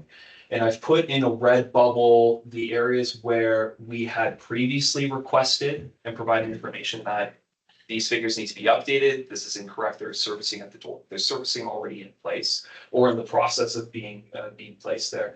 So for water servicing and wastewater servicing, for Diamond Ridge, we're any day going to be starting to put pipes into the ground now that offsite, like I said, the development agreement has been executed. They're in place to start doing that, and the landlord is very eager to get started on that work so that they can proceed with starting to build homes and providing housing supply within the town of Diamond Valley. And then for Royal Lake Greens Phase 1, approved in 2023, that's been construction and installed already. So to not see it reflected on the servicing figures is quite concerning. And then regarding stormwater servicing as well for Diamond Ridge, there are mains that are going to be in place, as well as a larger stormwater management pond that has been proposed for the town-owned lands to the southeast. This is something that was preliminarily shown as part of the overall visioning for the lands. as well as part of the approval that was in place for phase one of the subdivision. Now, phase one of the subdivision for Diamond Bridge doesn't explicitly get approved for Storm Pond, but it was the effort in saying that this was part of the overall vision, and this was part of the discussion and strategy that we had overall. It will be detailed later on as we proceed with the Diamond Bridge ASP, which is currently in the plan. That being said, the servicing that has been completed and proposed by the landowners is designed to construct at no capital cost to the town of Diamond Valley, also starting in from Vancouver. And we do understand that for these capital costs, that they are borne by the landowners of the town. Furthermore, these projects can all include homeowners associations or some sort of condominium to help alleviate the cost of operational costs by the town of Diamond Valley. Waste and recycling and or snow removal and a number of different options that can certainly be explored. Next slide, please. There was a lack of engagement between the first and second drafts of the municipal development plan and as well as township and as we're accepting them. Both myself, my team, and the landowners have attended workshops, so Essence World Cafes, prior to that August draft being released, prior to that June timeframe. However, no engagement occurred afterwards. Consulted and I provided a red line version of the draft, June draft, and a number of different comments that I was hoping I would have seen anything included in the draft, and I didn't see anything done. Namely, a namely example is the servicing as well. Those are some sort of stuff, but there are a few other things as well that we can see, and we never got an acknowledgement. Hey, your comments changed in this as well. So that being said, what we heard report fails to include any acknowledgements of those issues, concerns, and comments that we provided. Generally speaking, there is certain themes that we see that other reports have brought forward that we share the same sentiments or conclusions as well. And so it's nice to see we're not alone in having similar thoughts and feelings. But we did not feel that we had any engagement whatsoever under that drafts. We see that there is that procedural unfairness towards the landowners who have active planning applications with the town of Diamond Valley. And as a result, several critical issues have arisen, namely a lack of transparency and trust, decisions lacking legitimacy, and absence of our professional planning opinion being provided in this documents, and it was a result of poor planning outcomes. Next slide, please.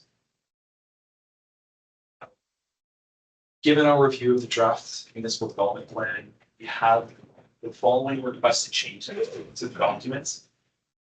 We would suggest decreasing the minimum required density for flex planning areas and sub-communities from 24 dwelling units per gross developable hectare down to between 10 to 15 units per gross developable hectare. And that's purely from our community design point of view. And if we wanted to see additional references from visualizing density from various different resources, I can of course reference those. But generally speaking, the proposed developments that we have currently submitted for are within that range of 10 to 15 dwellings per gross developable hectare. And they provide an over amount of municipal reserve for parks and open spaces, really nicely curated and designed passing over pathways and trails, and a nice mix of residential dwelling typologies. None of these developments solely are proposing one type of residential dwelling. There's a number of different dwelling typologies that are proposed across all the different projects. So for CALTA, we would suggest that the growth management strategy future employment area and residential mixed use, and change it to potential residential infill, and then a potential commercial infill site in the southwest corner of the property. And that's detailed on the submission and the active planning application for April 2020. For figure 5, we would suggest removing the west planning area, open area, changing it to established community, and then again a commercial area in that southwest portion. For the Royal Lake Greens project, specifically for phase 2 as phase 1 is complete. From this point of view, we would suggest removing residential and mixed use and changing all the lands to potential residential infill areas. And for figure 5, we would suggest removing the flex planning area and changing to established community. For the Diamond Bridge project, for figure 4, we suggest removing potential commercial infill areas and residential mixed use, changing all lands to potential residential infill. And then for figure 5, we suggest removing the downtown area as well as the commercial area and changing it to established community. For figure 7 through 9, specifically related to water, sanitary, and stormwater servicing, we would encourage that the as-built or what is about to be built right now be included on servicing figures for Diamond Ridge Phase 1 and Royal Lake Greens Phase 1 respectively. And when the stormwater mains for Diamond Ridge Phase 1 be included, a temporary pond that we currently have on site may also be explored. That's going to be the site for the interim, and then having a stormwater pond on the town when it's previously discussed. Finally, for figure 10, underneath transportation pathways, we would like Lecter Road for Diamond Ridge to be added, and then the street for Royal Lake Greens Phase 1 to be added. West corner of that subdivision, there's a street portion that goes over as well. So on behalf of the landowners, we have reviewed the draft documents. We have several issues, concerns, and comments regarding it. I've spoken at length about them. So I know I'm getting very close to the end of my 20 minutes here. So in short, we respectfully request that our issues, concerns, and comments that we have been provided herein are heard clearly by council and administration and are taken into serious consideration, as it is our professional opinion that the changes requested herein to the draft represent good planning support. I welcome any and all questions, and if you require any additional information. Very well said. Again, I think it's the best speakers we've had ever in a public hearing. So excellent. Okay, council. Any questions for clarity from Brady? Well, I'm hearing a theme that there was definitely a miss on the contact with the landholders. In your opinion, I'm just going to ask it, see if no one else got floor. So these are your recommendations. Now we've got 35 amendments coming forward. Does this address every one of the concerns that you believe your developers' interests hold? Is this it, or is there more? How do you feel about that? If we're going to address those in detail tonight and discuss and debate each one, is that going to make you smile? Team, yes. Okay. I can't say we're going to go with every one of them, but I think they're on the docket for discussions as we go through 35 amendments. I can't see them not being. So I would say sit back down there and we're going to have ourselves a burner of a meeting here going through amendments. So any questions for Brady? Very well done. Absolutely fabulous presentation. Very glad that you came in and presented it. It gives us lots of food for thought. Absolutely. Okay. Cindy, go ahead. I can't remember if I read this or not, so forgive me if I just missed it. The original commercial employment area that we have marked, that was from an old ASP, and that was a school site predominantly and a little bit of commercial. And I believe that we've determined, we understand where future schools would be, and that would be on the east side. Is that correct? That there is no, did I read that somewhere else, that there is no need for a school in that area? Through Mayor Craney City, Council Holiday, that's correct. And we did have a pre-application meeting that was held with administration, and then it's provided that discussed that no school site was required, and that was through the school district as well as the and then related to the employment, the commercial side of things. In our area structural plan, amendment application is part of it, is called to application. The commercial was more east on the site, and we proposed to move it to the southwest corner. And those changes are also reflected in this list of requested changes as well for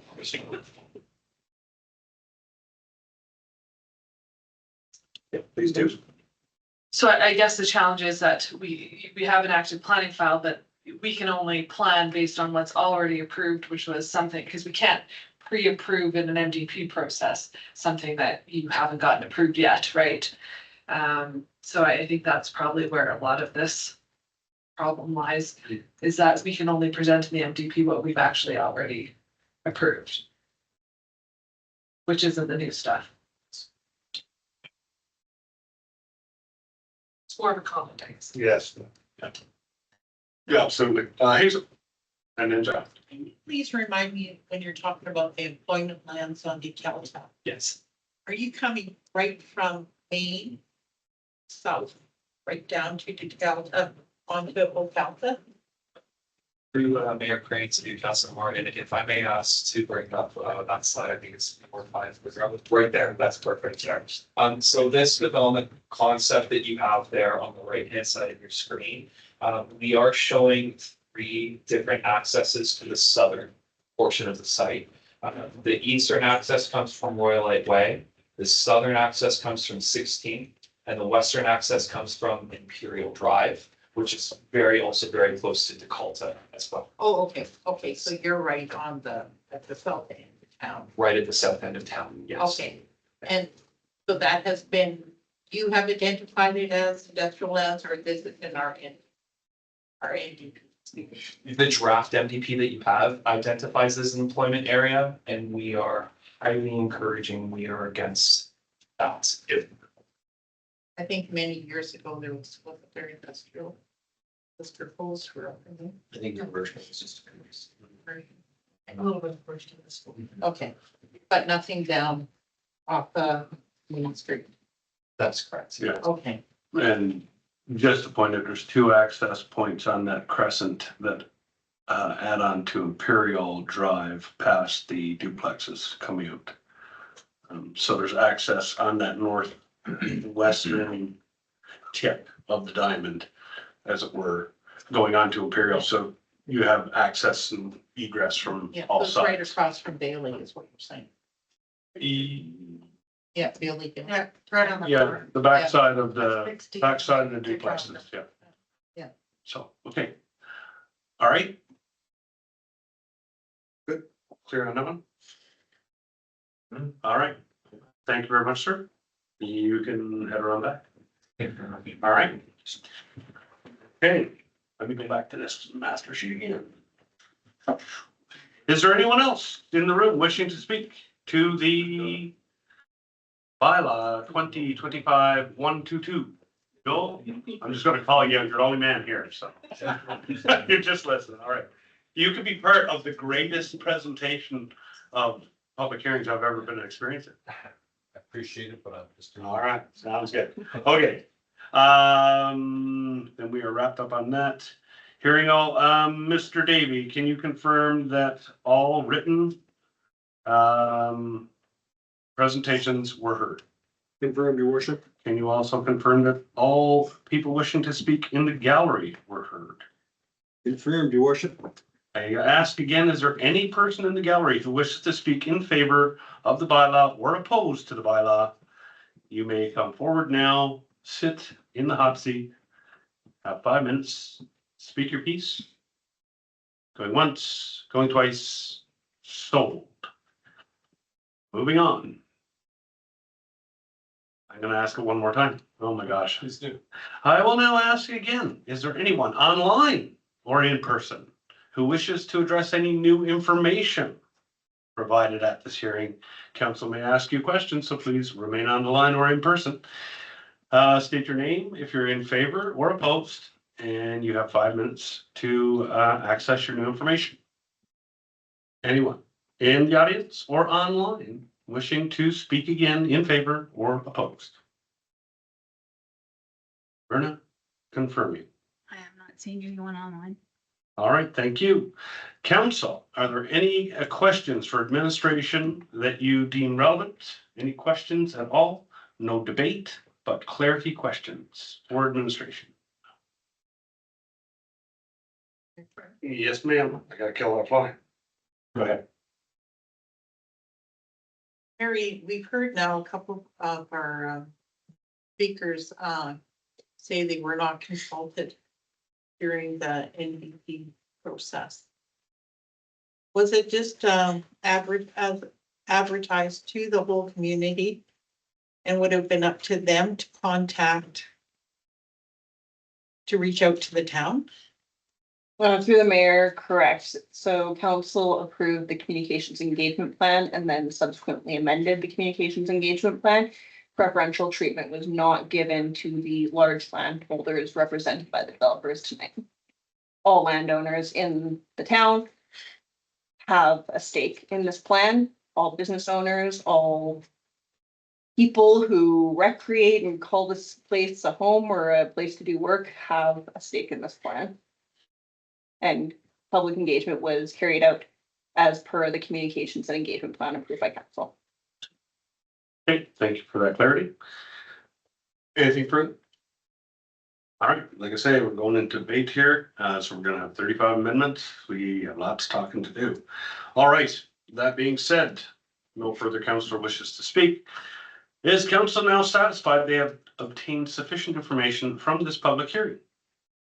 If council is not satisfied and want more information, you must use the adjourning option in number 10. So, do you feel you have sufficient information to carry forward? Yes, I do. Cindy? Brendan? Yes. That's an only minute. And Hayes. Public hearing, so. Yes. All right, excellent. In that case, I would like to thank all those who spoke or provided submissions for their comments. Council will take all information into consideration when deciding on this matter. Further in the agenda, I now declare the public hearing for bylaw 2025-122 closed at 8:00, is that 8 or 2? That's It's a 1. I need glasses. 8:01, yeah, exactly. All right. Thank you. Okay, do we want to do a Bible break? Okay, 5 minutes and then we're gonna come back and we're going straight to item 9.1, where we will have the rest of the meeting talking about this MDP. So I'll just wait to hear and reference those as we go. I hope everybody else has done the same. All right, away we go. Over to you. Thank you, Mayor. So our hope today is that we get some of these amendments done, second reading as amended. Given the numerous amount of amendments that are likely to come out of this meeting, it may be prudent for council to consider getting a consolidated version before giving third reading. Basically. Now that we have that out of the way. If I could add to that, Yeah, so absolutely. my past experience, when we amended our LUB in Turner Valley, we ended up with some items in there that we were like, oh, that was a miss. So knowing these amendments were coming, I didn't want to do a third reading tonight. So thanks for bringing that up already. So again, with some thoughts in mind that these are trying to capture recommendations at this point, and that there will be further amendments coming in February. If there's anything that you guys have that are hot button questions or issues, that might be prudent to deal with first before getting into the amendments, I may suggest. Yeah, let's start there. I think I see there's gonna be one on density. That's where I want to have a conversation. Sure. Okay. Okay. Bernie, can you pull up the proposed amendments from admin document, please? Appreciate you. Okay, amendment 1, that the mayor and council remarks be amended by replacing text will be provided in final draft with actual context. Diamond Valley is entering an exciting new chapter with the creation of our first ever municipal development plan. We have a unique opportunity to shape the future of our community in a way that honors our path while embracing the road ahead. This plan isn't just about policies and maps, it's about people. It reflects the voices, ideas, and hard work of residents, businesses, and stakeholders who all care deeply about this town. It's a guide to how we will grow responsibly, ensuring that we remain a vibrant, welcoming place for generations to come. As Diamond Valley evolves, this plan will help balance growth with sustainability, preserving what makes our town special while making room for new opportunities. Thank you to everyone who contributed their time and insights to this process. The future of Diamond Valley is bright, and together we're building something truly special.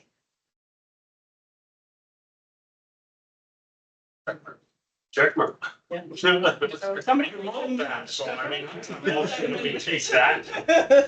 That's totally fine by me. I have nothing else to put on there. I was like, what community is that? Right. Perfect. And I would suggest that it may be beneficial to go one by one. All right. That the mayor and council. This is good. Like vote on each one, is that what you're saying? Yeah. Since it is a proposed amendment, it would be that somebody moved to amend the plan. Okay. And then vote on it. To amend the plan. For mayor's remarks. For mayor's remarks and Is for. there a section that we can quote here for this one? Mayor's remarks. It is under the mayor and council remarks. I think it's on page 3. Yeah, okay. Brendan moves it Amend the mayor and council. to this. By this place. Brendan moves, all in favor? Yes, well That's done. carried. 34 left. Oh, I'll be this easy. That all mapping be amended to remove the area structure plan, shadow plans for proposed future road networks, and that only currently developed and registered roads be reflected in the mapping. This means that anything that has not received an FAC will not be shown on the plan in terms of infrastructure development.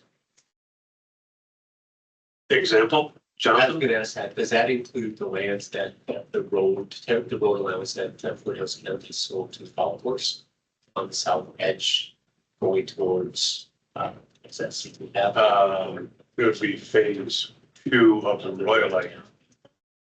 Yeah, The county sold the golf course, the road right away.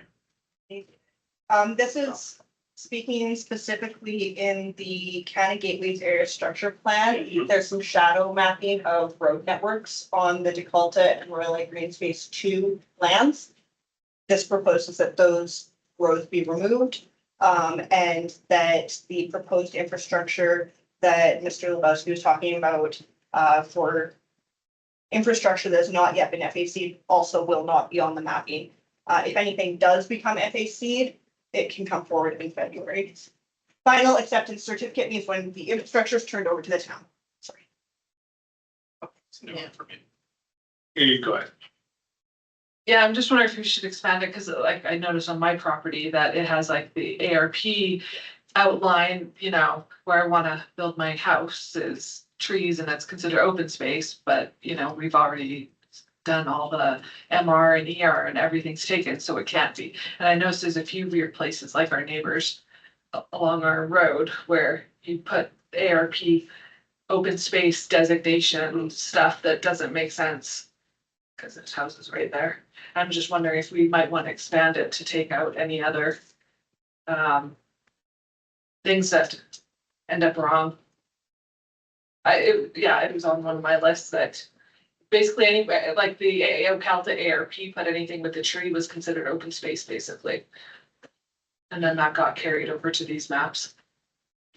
I guess what's the benefit of erasing the maps versus the fact that, for example, the, we'll call it the area structure plan up top there, the, Transall, sorry. I've always looked at that overhead map and like, this is the future vision. So does this just leave it more to the developer to propose then to the town? Here's how we see it happening? Is that the idea? Yeah, so for example, in the MDP figure 3 flood risk, they have the shadow mapping is in there for the County Gateways area structure plan for the road network. It could possibly be construed that those roads exist when somebody looks at that map, which is definitely not the case. Those roads don't exist, they are conceptual. So that's the intent, is to clean up, just to give direction to clean up the mapping when we bring it back. I'll see it heard. Anyone? So just before we make that motion, so you mentioned something that Mr. Lebowski indicated, was that in reference to the servicing items that he has in place? Because one of his amendments was the preference for that, those he's representing to indicate it on our MDP currently, and you're suggesting we don't. Correct. Because it's not FAC yet. Correct. And is that the only reason? Yes, from my perspective as somebody reading the plan, if you see a piece of infrastructure shown on a map, it's assumed that that infrastructure. Oh. Yeah. See where you're Part of going. the town. Well, yeah, and we network. ran into that issue. We did, with The several. MDP here, Several. where certain items were indicated that were factual. Remember when we were talking about fires? Yeah. Rezoning of that Yeah. land there. So I understand that. Maybe I should have asked Mr. Lebowski a bit of a point of clarification as to what benefit would be. And maybe I'll ask you guys from your experience, what would be the benefit of amending it to include the current plans that are being considered to include what are in those plans? Why wouldn't you do that now? To the mayor, as a risk averse person in planning, it's a great job. The risk is that something happens between the now and then. As he stated, for example, Diamond Ridge hasn't broke ground. So if we show that there is a road, a sewer and water in there now, and catastrophe strikes, the market changes, the developer has a hard, I don't know. Yeah. He wins, or we do the opposite, he wins the lottery and like goes off to the Bahamas. Yeah. Yeah. So my preference would be that as infrastructure comes online and as we're doing our regular reviews of what's actually been registered at land titles and what's been FAC'd and handed over to the town as part of our responsibility, that we update the map as we go along. Heather. And we always have to remember that the municipal development plan is a living document. It's going to get amended. And, well, I hope it gets amended as we grow and change and all that. So I think it's not gonna be perfect this time. It's gonna change. Yes. So I think that trying to catch as much as we can this time is a good thing. Yeah, that's why I'm asking that. Yeah. And if I may, Mhm. further up to this, this servicing request that Braden brought forward for figure 7 through 9. I suppose one of the concerns I have for not having it in is the same element that was asked regarding the, and I'll use Coles Crossing ASP as an illustration. We were talking about how to mitigate some of the concerns for the new 6th Avenue being built that Yeah. connects with 4th, and why it has to go so far south was because where the water mains currently are. Now, yes, that's current infrastructure, when the town of Black Diamond looped that to allow us to see why they had to come that far south. So I just find it unique that that was a specific item that has been noted by 3 active development applications to have it listed. So I don't see the harm in it, but I understand being risk averse to it. Okay. Anyone else? I got a comment too. Only because I can see where you can get the two. I can see the pros and cons of both. Yeah, and so when I looked at the 2015 MPE guides, yay thick, Yeah. that shows all the infrastructure in town. To me, that's a tangible document. It's good. It shows existing infrastructure. I would think that any developer coming into town is gonna look at that book. Yeah. And that would be one of the first things you do. Is there a lift station or do I need to build it? Yeah. So I guess there's no real harm in having it removed because then it forces them to ask the questions that are required, would be one way to look at it. But I also like the idea of seeing a blueprint that says, oh, this is sensible. I can see the lay of the land to the sewage system, for example. Go ahead. Yes, so under figure 7 and figure 8, so water and wastewater specifically, there is an option in the legend to show proposed gravity mains or water mains. And so if there's a development that has been approved, I think that might be another option, is to find that middle ground. It's been approved, we're expecting it to be developed, thus we can show it as proposed. I think that would be wise. I like that, Yeah, it's a dashed line. right? It's just, I'm a believer in blueprints and this is all about planning, so. people And this is a can go see visionary it. document, right? It is, so, okay.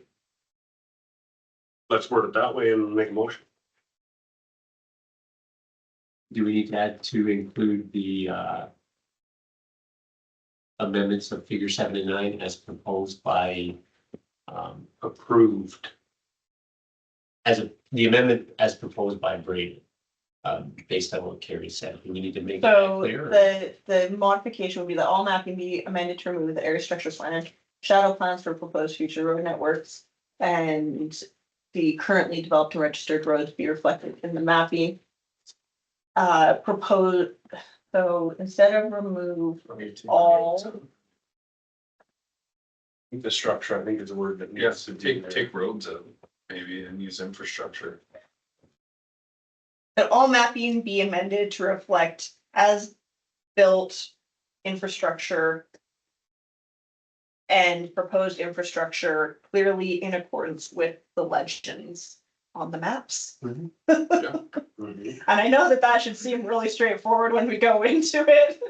But again, trying to ground truth some things and reconcile ASPs in a hurry, it kind of just got. Yes. Sounds good. Oh, yeah, no Yeah, problem. no, That's why, That's- nice exercise. And Yeah. I'm quite fond of calling that Cal meeting back on September 5th. Maybe. And proposed, as built and proposed infrastructure.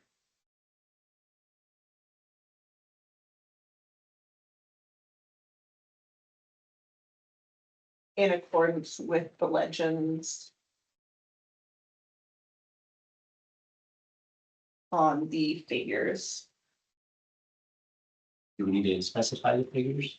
If you feel that that is necessary, I think the intent at this point is to provide direction to administration and the consultant to go back and just update those maps. It's works for us. Thanks.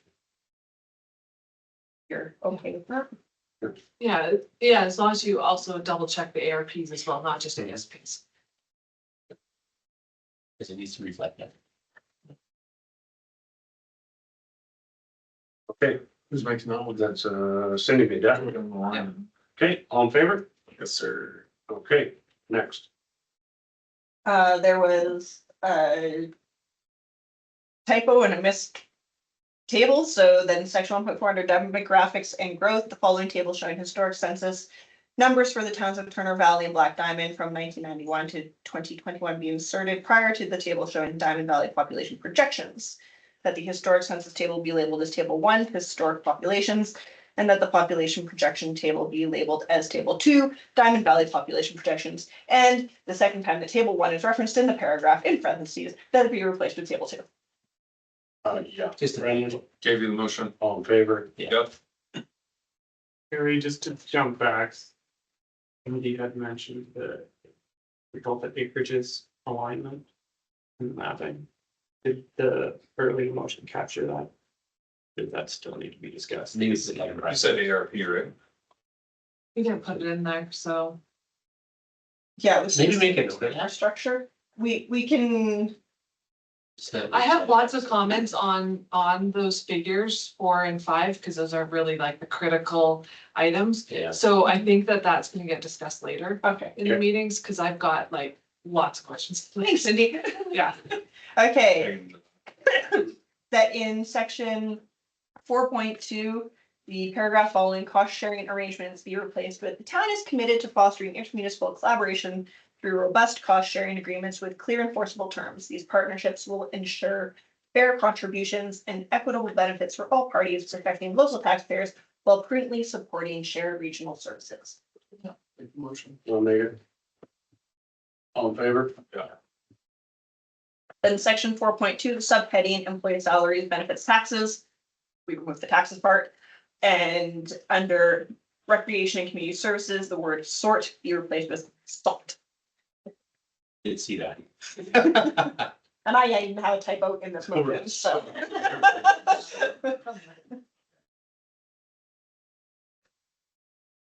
Thanks for. Okay, I'll give you that one. everybody? Yep. All in favor? All right, In the last paragraph of context for section 5.1, considerations for development, replace the last paragraph referring to the wastewater treatment plant with development near the wastewater treatment plant is also constrained by infrastructure limitations, land use compatibility, and potential nuisance factors such as odor and noise. Development in proximity to the facility is limited under legislation and good planning practice to maintain public health, safety, and compatibility with surrounding uses. For more policies regarding wastewater facilities and infrastructure, see section 7.3 wastewater. The big change here is the removal of the reference to the regulation setback. 300 meter. Okay, So we take it out and reference good planning instead. perfect. Yeah. Cindy, all in favor? Yep. Okay, That policy 6.1.8 be replaced with Within the established neighborhood policy areas, the town should support and incentivize infilling of vacant lots and or redevelopment of existing service lots to support efficient use of services and infrastructure, including fast tracking of applications, reduced application fees, or priority application queuing. Achieves objective ABC, that policy 6.1.10 be deleted in its entirety because it's now been added to 6.1.8, and that 6.1.11 be renumbered to 6.1.9. But 6.1.8, 6.1.10 were kind of duplicating each other, so we just are proposing a motion. Okay. Yeah, go ahead, Cindy. There was also some confusion, like you establish neighborhood policy and then you also have established community. Like there were some instances of that in that section where you probably need to stick with one. Yeah, that's a great question. Yeah. I don't know if we want to. Because right, it's like right at this top, right, 6.1.1 and then throughout, the heading is established community areas. And then we go establish neighborhood policies, so I would agree with Cindy, that we stick with either neighborhood. Point 4 under this, that established neighborhood be replaced with. Well, just like the title was established community Let's areas, keep it that entire. so. And that in the wording, it be changed to established. So we're sticking with community and getting rid of neighborhood anywhere? Yeah. Okay. Because the policy itself is community. Community is, Yeah. That's what it says. Yeah. Okay, that would work. So. Yeah, especially because the objective B talks to established community area. And that should be established. okay, and Jonathan just confirming that established communities on copy. I don't, this is the point asked. Within the established community policy areas, like we're allowing for extra density by allowing secondary suites, cottage suites, that sort of thing. But then there's also the infill, but there's that gray area that we had last, whenever that was, about subdividing larger lots into smaller lots, that there's like no guidance on where that is a good idea and where it's not, right? Is that something that gets addressed more at land use stage? Or is there's the increasing density by just allowing secondary suites, and then there's increasing, by filling up empty lots, but what about this subdivision into smaller lots? Because that was super contentious. We have lots of people very upset about it. And we have no guidance anywhere in this policy to give us an idea of where that should be allowed and where it shouldn't. Or if there's a priority area, like in the older sections of town or closer to the downtown area, or if there's like a minimum lot size, because that sounds more like land use bylaw thing. Land use bylaw, correct? Right, but I just wonder if, because if there should be something on the MDP to give some guidance on it, but I can't think of what it looks like, other than I know that that was very uncomfortable as a counselor going through that situation. Because it was the only lot within blocks that something was allowed like that. It was a very one-off. That's nice. So, like this is the section, the established community policy, like this policy section should be it. But I don't know the right way. So maybe. Oh.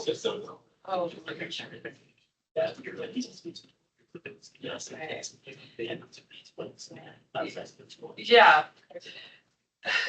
Because I think the residents are okay with it somewhere, but somebody living in Riverwood or newer areas is not. But if the house on the corner burns down and all of a sudden they divide it into 3 lots, you know what I mean? Like there needs to be some guidance to help council, I think, in this document.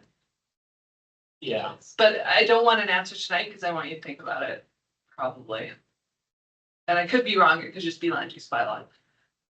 Well, if I can follow up with that, because I had that same concern based on how 6.1.4 is written.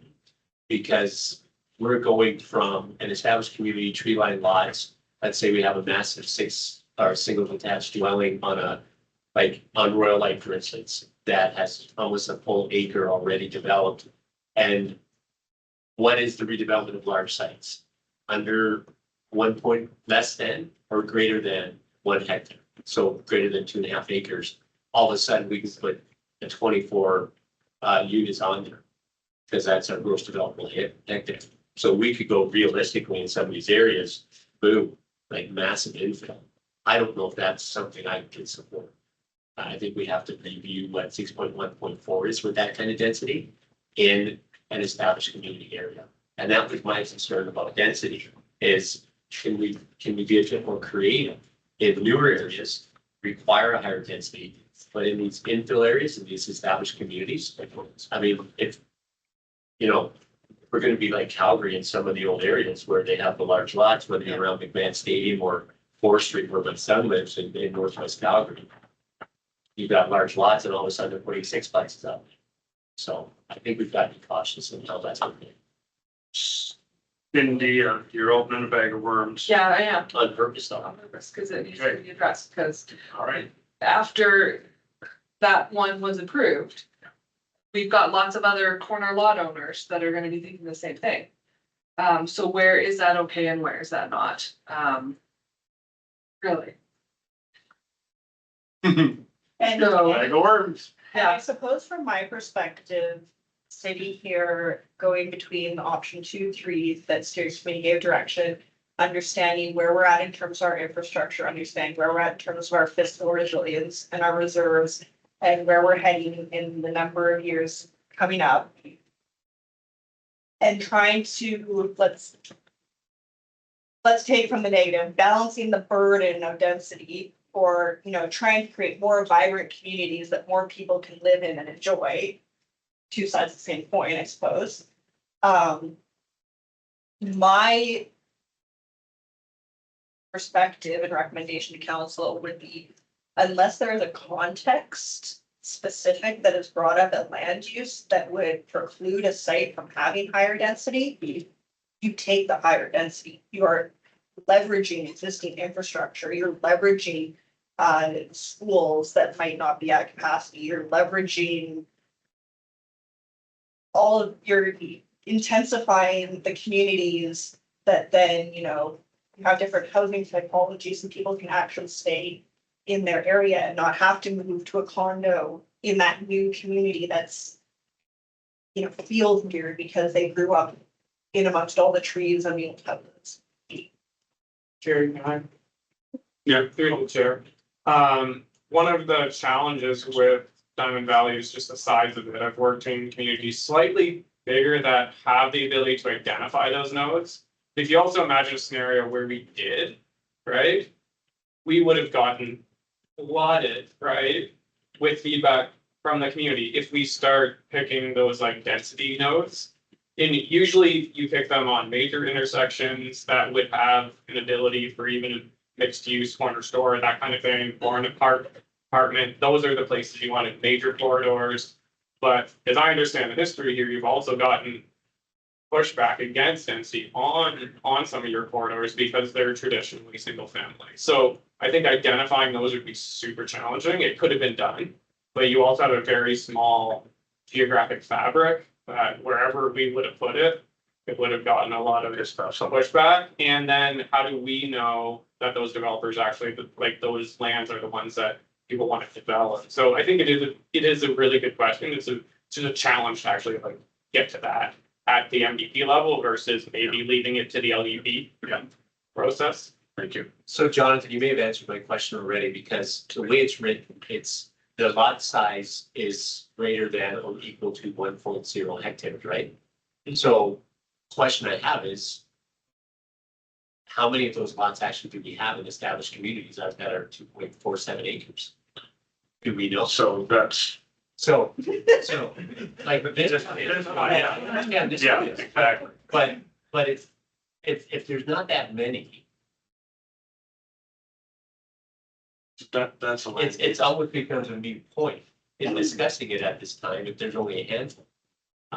My concern is, are we opening the door for such high density infill in established communities, which we've heard from the community, they don't want that. But I would just counter with this one just for a quick one. And I think Carrie kind of wrapped it up, like we know the infrastructure deficit that we're in. And one of the key components to beating that element of deficit is to utilize infills, and that is what we have approved so deeply in Turner Valley. And Regent Street there is a good example. We packed that baby in. So we've done as many infills, I think, as we can in Turner Valley side. Like it's pretty much maxed out. There's nothing left because we've been landlocked so long. So for this, it's not really a conversation because those things are already approved. To Cindy's point, I get the large lot getting chopped into 4, and yeah, that is kind of something in hindsight. Yes, might not be the most attractive thing. But that's investment. That's someone has invested money. They have the right to make a living. If we wanted to remove it entirely, that's a whole different topic, right? So that would be something that we could consider on land use. But I think we can't go too into the weeds, and I think that's where we've gone here at this level. So land use is where we could get in the weeds a little bit more, identify certain areas and say, not for there, not for there, not for there. So that's what I'm saying. Yeah, unless we lower the minimum density requirement for that. Because right now in the established community, the way it's written, the minimum density is 24, Yeah, See, I don't like that. only in greater than. Yeah. But, yeah, So, but I have a question for that. Is that greater than, is that the lot size? Or let's say there's a new subdivision coming in and they're in the established community and they're developing beyond 2.5 acres, but they're gonna have different lot sizes. Where does this 24 in this established community, does that then apply? Do they have to maximize to 24 because they're subdividing 50 acres? okay. Yes, so I'm gonna reply to the comment and then maybe offer an additional option. The redevelopment of large sites or comprehensive developments, a great example is Royal Oak. Yeah. So there is, I think, 3 lots technically there. And we consider the overall development footprint, so we would take cumulative of those 3 and expect to have the minimum density met. If council is uncomfortable with that density in established community areas, you by all means have the ability to make an amendment to decrease 24 to whatever number you're comfortable with. But may I also suggest then potentially looking at what is considered a large site? So 515 Morrison, Cap, you know what I'm talking about on the river, the direct control. Those are all about half that size. And so if we're going to reduce the density, then also perhaps lowering the bar so that we get more of those reasonably large sites with some reasonable density. Mhm. Yeah, That's where I would lean towards, is lowering that density number for the established community. so So the question would be, what would be a considerable, like, what would you guys think would be? what's the next one down? Brings us to 10 to 15. Yeah, because 15 per hectare. Princeton had 3 in the MDP drafts, and we went with the middle, I do believe. So what was, So we started with 30. we Yeah. Reduced down to 24. Yeah. I believe the level below was 20 and 21, but then it does, we also have lower than that, it was 10. Cindy? remind me what High River was again, when you did that part, was that 18? High River's average. Oh, the average. I don't know if I calculated the entire. average. Oh, okay, just the image per, yeah, I remember that. Okay, That's it's 18. So financial viability wise. Because we don't want to overshoot, you know, if we have to balance it, we want what's financially in our best interest. So what was that number? 30. First. 30. 30, right? Financial. Financially, Yeah. yes, Yeah. without, you know, all the other, content there. We're saying in our municipal development plan that we want to maintain the small town feel. And we can't do both. We can't. I mean, having 24 as a density is not small town feel to me. And I've said that all along. I don't like it. I don't want it. It's just. We don't wanna. I get the taxes that we get from that, but we also are gonna lose small town feel. I'm sorry, we will. What would, do you guys have an image for what 18 would look like? Because 15 would be six units per acre, right? And that's what, has been suggested by Braden Levinsky and the developers that he represents is 10 to 15, which is six per acre, which is much more than what we currently have, correct? I think the town of Sundre, in their municipal development plan, they don't want any more than 5 per acre because they want that feel. So, you've got to find a happy medium somewhere. Okay. Yeah, so when we looked at some of the examples, and we're talking again, established community just under Yes, 614 right now. exactly. That if you have, I'll call it a conventionally sized R1 lot in an established community. Some of the examples that we gave out of like Vernon, or I can't remember the Alberta example, but where they build the houses that look like houses, but there might be 3 to 5 suites in it, and it looks like a house. That would be maintaining the street front and the scale and the feel and the imagery and all of that, right? But now all of a sudden you've gone from 4 units for whatever, multiply by 5, because your one house is now 5 houses, so multiply by 5, you're now at 20. And you built a house that looks like a house, but instead of one family that lives there, there can be 5. So there are some tools that we can use that are, you know, more of a gentle density approach to get to relatively, I don't wanna say high numbers, but definitely bump it up to the scale. Yeah, Jonathan's got some examples here. I don't know how to best way to actually show you. Can we throw them up there or no? Like, I'm thinking 16, but I mean. That's where. Yeah, it's on the compare. There's a range from 11 to 28 or something, so I think. Do you? Yeah. Density of 16. Through the chair, if I may, yeah, at 16, your single family lots. With maybe a few mix of duplexes, so if you wanted to get to there. Okay, so we want to be like, you could more than that. Yeah. 18 is probably in the realm. 18 to 20, and I started Carrie with an example from Cochrane of 21, which is a mix of townhouses and single family. I have about a 50-50 split there. The one that you took off. So, oh, yeah. So that's kind of probably what you're looking at. Thank you. This is the Cochrane example in Jumping Pound. They have kind of a single family area and then a townhouse area. The town itself, if you go to slide 2, the town itself did these calculations, which I pulled for some work that I was doing. And so this is their numbers, calculations done by the town.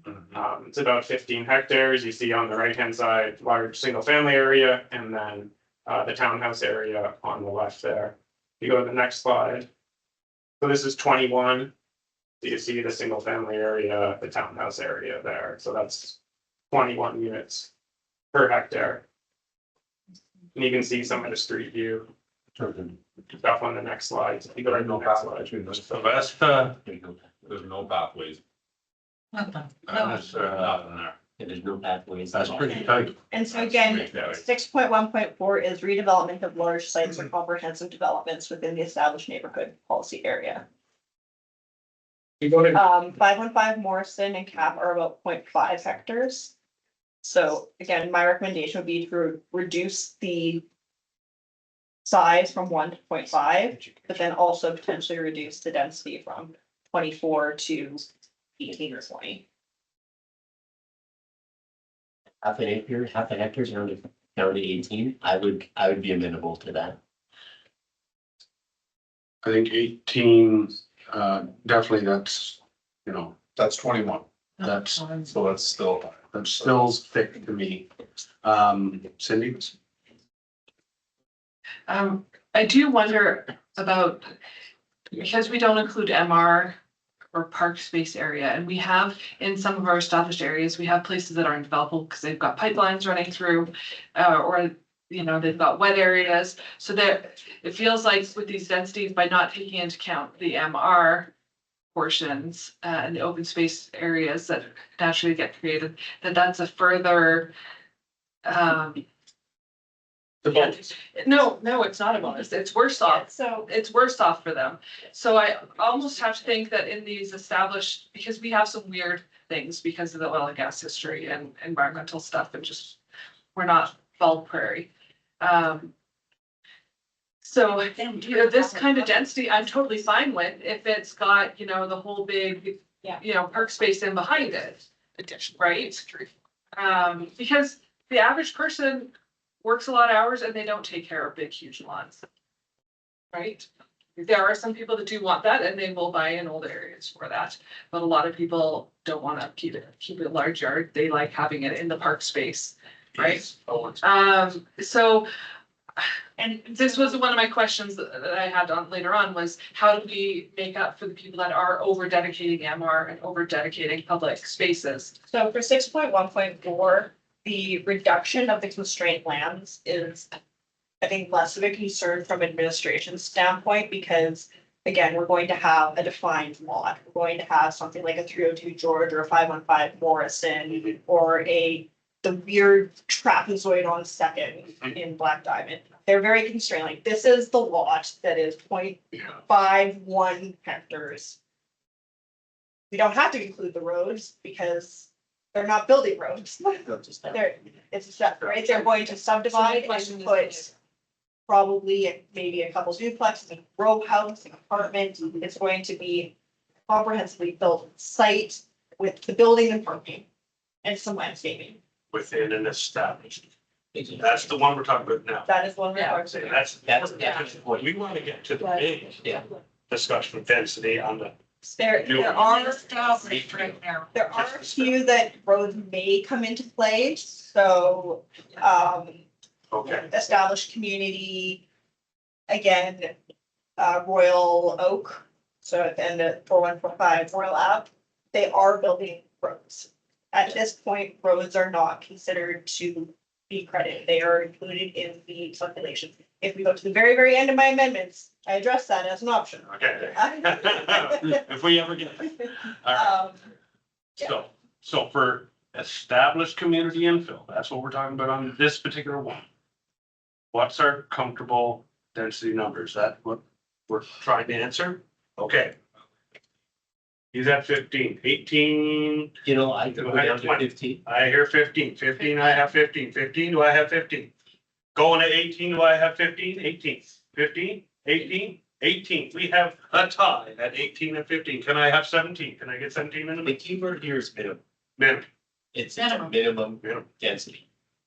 minimum, I'm good with 15, Yeah. okay, so 15.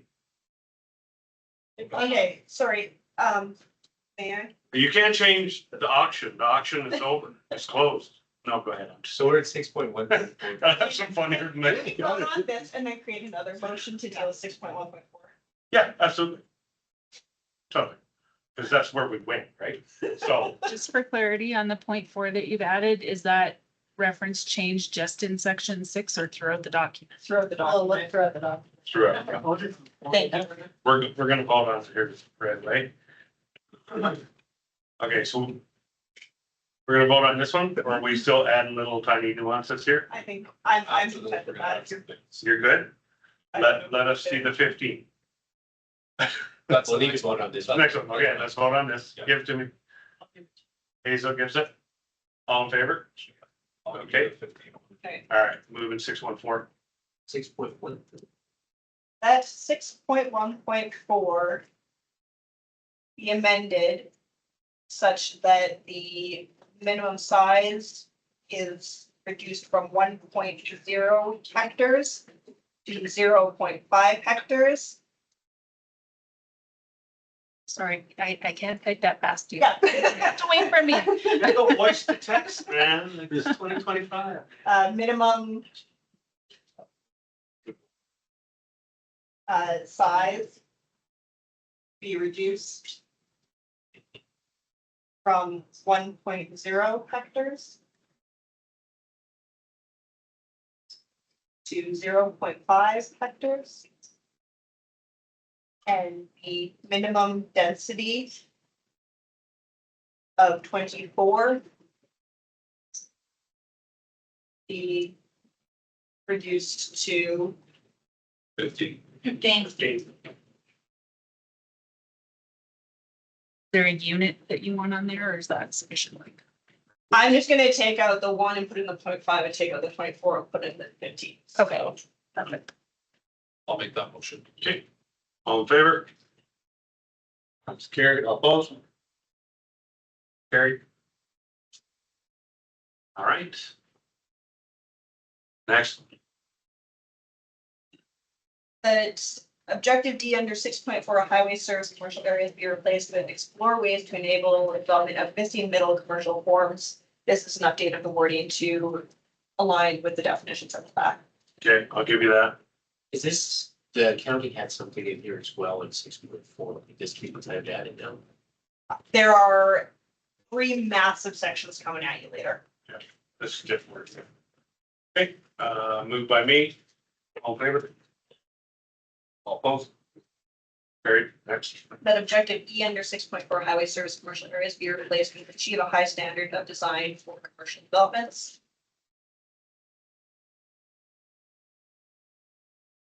Section E. Objective E under section 6.4. Which currently reads require a high standard of design for commercial developments. Yeah. I'll give you Give it, yeah, okay, Cindy gets it. All in favor? It's working. that objective F under 6.4 be replaced with minimize offsite impacts of non-residential uses. Heather gives it. Yep. Replaced with minimum off-site impacts. Minimize offsite impacts of non-residential uses. Place. Okay, all in favor? Similarly, in the next section where it currently reads minimize conflicts between industry and existing or future land uses, we're proposing to change to minimize off-site impacts of non-residential uses in E under 6.5. Okay, yeah. Gives it. All in favor? Yep. Carried.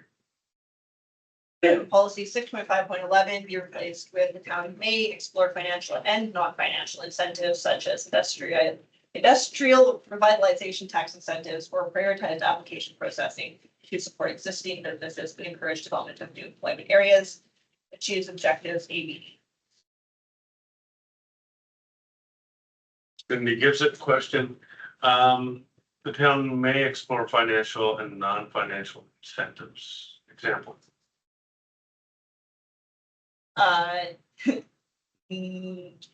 Taxing. That's an industrial revitalization tax or prioritized Yeah, application. through taxation, is that That's one. That is one option. the true taxation? Don't look at me. Yeah. We're just adding, we'll speed up their applications, that's all we're adding. Okay. And financial report. All in favor? Yes, sir. Correct. We did not have the non-financial portion. Yeah. And it only said may. It makes much more sense if you pull it up what it was before. You want to? Yeah, how people, thanks for that. They say that brain deteriorates with their food. And you for the kid. Just pull it up. That policy 6.8.6 be replaced with mixed-use developments should be co-located with public spaces, open spaces, or public amenities to enhance access to community resources and foster interaction with uses within or adjacent to the development. That current policy 6.8.7 be renumbered to 6.8.8 and inserted in the middle as 6.8.7. Mixed-use developments should be co-located with commercial areas to foster interaction with commercial uses within or adjacent to the development. Yes. Heather gives the nod on that one. Any questions on it? All in favor? Thank you. That's carried. That in the green call box in section 7.1, strengthening infrastructure systems, the word manage be replaced with management. Okay, I'll give you that. All in favor? Aye. That carried. John? That in the second paragraph in section 7.5, network, transportation networks and infrastructure, the Township Road 201 be replaced with 418 Avenue West. Yes, that makes sense. Yeah, John gives that. All in favor? Aye. Aye. Then in policy 7.5.5, the word will be replaced with should. Yeah. 7.5, that was giving you that. That's the town will collaborate with Foothills County and local landowners to establish a north-south roadway connection between 418 That was and 16th Avenue, and has connectivity between east and west sides of the road. correct. The will, the should was a request of Foothills. By them. Correct. Then you give. I'll do that. So. Okay, have we Cindy got gives it. So is that 7.53, Five. 7.5?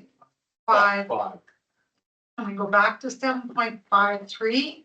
When listening to the gentleman that was speaking about protection and changing the wording that we engage Alberta Transportation, not in the future, but The town should if engage possible, or something like now. regarding the twinning of highways 22 and 7. Let's do this. Let's do this. That should. We're gonna, It's at the end. That's at the end. Slash 7.5. yes, we're gonna vote on 7.5, right? And then 7.53 6.8. can be a separate motion. And we can make sure that it's clear and concise. Because right now, okay, we're gonna vote on this one. So 7.55, we'll vote on. 7.53 is a total separate. Okay. So 7.55, just to be clear, the town will or should? You're saying Replace with should. replace will with should. Okay. All in favor? Yes. Okay, should collaborate. All right. Isn't will stronger? It is. But this is where we're gonna be cautious. The county requested a change to should. Okay, excellent. Okay, It's not their land, it's not our land, it's private land, not our land. so 7.5.3, the town will work with Alberta Transportation and Economic Corridors to maintain or improve efficient vehicular movement along Highway 22 and Highway 7, including on-site or on-street parking and enhancing the pedestrian experience in the downtown areas. This is the one that, I think his name is David. Mark? Yeah, that's 4 letters. See how I do that? Could have been a Glenn. Like, clearly not. Dear, right? Yeah. So- There you go. I have it down. Yeah, that's a Dave. So Brad. Heather, would you like to? I'm not Speak to sure this. how to word it, because like 7.52 is will collaborate with Alberta Transportation to enhance the pedestrian experience along Highway 22 and Highway 7. Mhm. And then, The next one is will. work with the- and will work, so If I may, Hannah, how do we enhance If I that? may. To say, where he wanted it enhanced is in the action items of 11.4 and 6.4 at the end, under Okay. action items. yeah, Because he wanted it done, Hmm, he wanted it done as soon as possible, rather than like further down the road, he wanted to be on our radar list. okay. Is that all it is? 7.4. Yeah, I have 11.4, but I was trying to Okay. find it here. Yeah, it's- You know where we have the like short-term, midterm, immediate? Section 11.4. Mhm. Section. You want to just go to it now and get that one off the table? It may as well. Under 6.4. There's a Replace peeps in the back there, guys, if you want to grab. the short-term timeline. If you didn't notice. He can't be quite funny. Salad's all gone, no. It was a little bit. Okay, so here's It's a here's challenge. the rub, guys. Yeah, The here's the rub. current action is review and adjust the land use bylaw regulations to consider design guidelines for commercial development along Highway 22 and Highway 7.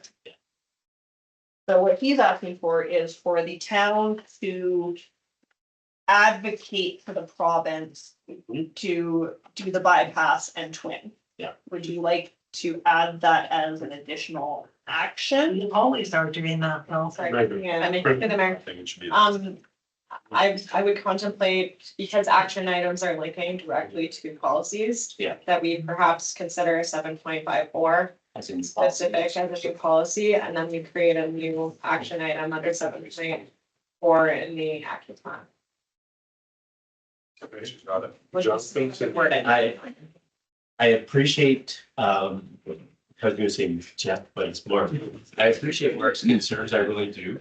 But one of the challenges is documenting the potential of rerouting Highway 20 Mhm. for Yeah, the future whole- development. We should just be very vague. Because I prefer to be very vague, Yeah. because in reality, you look at communities that have rerouted highways across Western Canada, those communities die. You know, you drive from the edge of Saskatchewan border, whether it be Lloydminster all the way to Saskatoon, where they've rerouted the highways, those communities aren't doing well. So, They're not, so. well, I think we've They're got to be very already cautious about putting it into documentation. Insert 7.5.4 and renumber, the town will collaborate with Alberta Transportation and Economic Corridors To to investigate the possibility of a highway bypass. An or alternate route. No, Do you I have would, one of those? I would keep it even more broad based on what he was, because his focus was ensuring pedestrian safety. So why don't we make 7.4 or 7.5.4 a policy that incorporates us working with the Alberta Transport to ensure pedestrian safety along major routes throughout town? Okay, may I then recommend that we amend 7.5.3, where we already have that the town will work with AP to maintain or improve vehicular movement along Highway 22 and Highway 7, including on-street parking and enhancing the pedestrian experience with a focus on safety Yeah. in the downtown areas. So add the with a focus on safety. Yeah. Yeah, because, well, there's two different things, right? So there's safety. He was talking more of the experience of what it is to be downtown at a cafe when the logging truck rolls by. That's where he was at, right? So safety is one thing for sure, it can be added, but I think to the point that he was really making is that if we're going to effectively plan the community and the build, transportation has to be an absolute at the table, at the start, way before we start saying approve. We need to be thinking choke points. And under the current designs of some of the things we see where we're killing one road and then forcing everybody into one intersection, we are absolutely gonna have choke points that do not make any sense, Cochrane House now. which Cochrane has now. Yeah. And that We don't want that. is my absolute fear that we are not going to take the due care, take the choke points into consideration when we start approving things, and we're gonna never be able to come back from. So that to me is the point he was making, because he saw the same thing I saw in Okotoks when I lived there at the exact same time. Yeah. One traffic light first year, 13 traffic lights the second year. That was how fast it happened. And one bridge. And one bridge. So we want to make sure that that entry into town is smooth and beautiful, and it's the gateway. I had to throw it in. Right, so that's the point that he was really emphasizing is, let's make sure that our transportation is absolutely at the table. So that's what I want to see reflected, that we're well ahead of it. So Heather and Cindy, then Hazel. And the reality is that Alberta Transportation is going to twin and they are going to bypass town. There's no other way to do it other than destroying the two towns by taking out their main downtown corridors. Which you know. And which they've already talked to us about us 25 years ago. And it's been sitting on the table for that long. And it's a bypass that they're talking about. And I don't think that there's such a, in my own mind, that a bypass is such a bad thing. We have to build ourselves up to be someplace that people want to stop in. The people that are driving through town now are heading to their destination. And unfortunately, it's not our town. They're driving through it. So if people want to come to our town, we have to be welcoming and ready for them. Because our town is going to get bypassed eventually. And so we need to be on the ball with Alberta Transportation to make sure they don't destroy us first by putting up double highway through our town. Okay. All right. Now we've gone into, Okay, so now with all of the conversation, is 7.5.3 in its current form sufficient? So with the focus on pedestrian safety. that's all the change. I got Cindy and I got Jason. I think the problem is that 7.5 doesn't have, down in 11.4, it doesn't have an action item in that list. So really, I think what he's asking, to capture it is, I think you've got it in 7.53, whether you add safety or not, doesn't matter to me. But I think what needs to be added is there's an immediate action item Yep. in 11.4. Okay. Cause you have, you jump from 7.3 to 7.8, there's nothing in between. In 12 years on this council, I've talked to transportation ministers twice. I know, right? Right? We don't talk to them enough.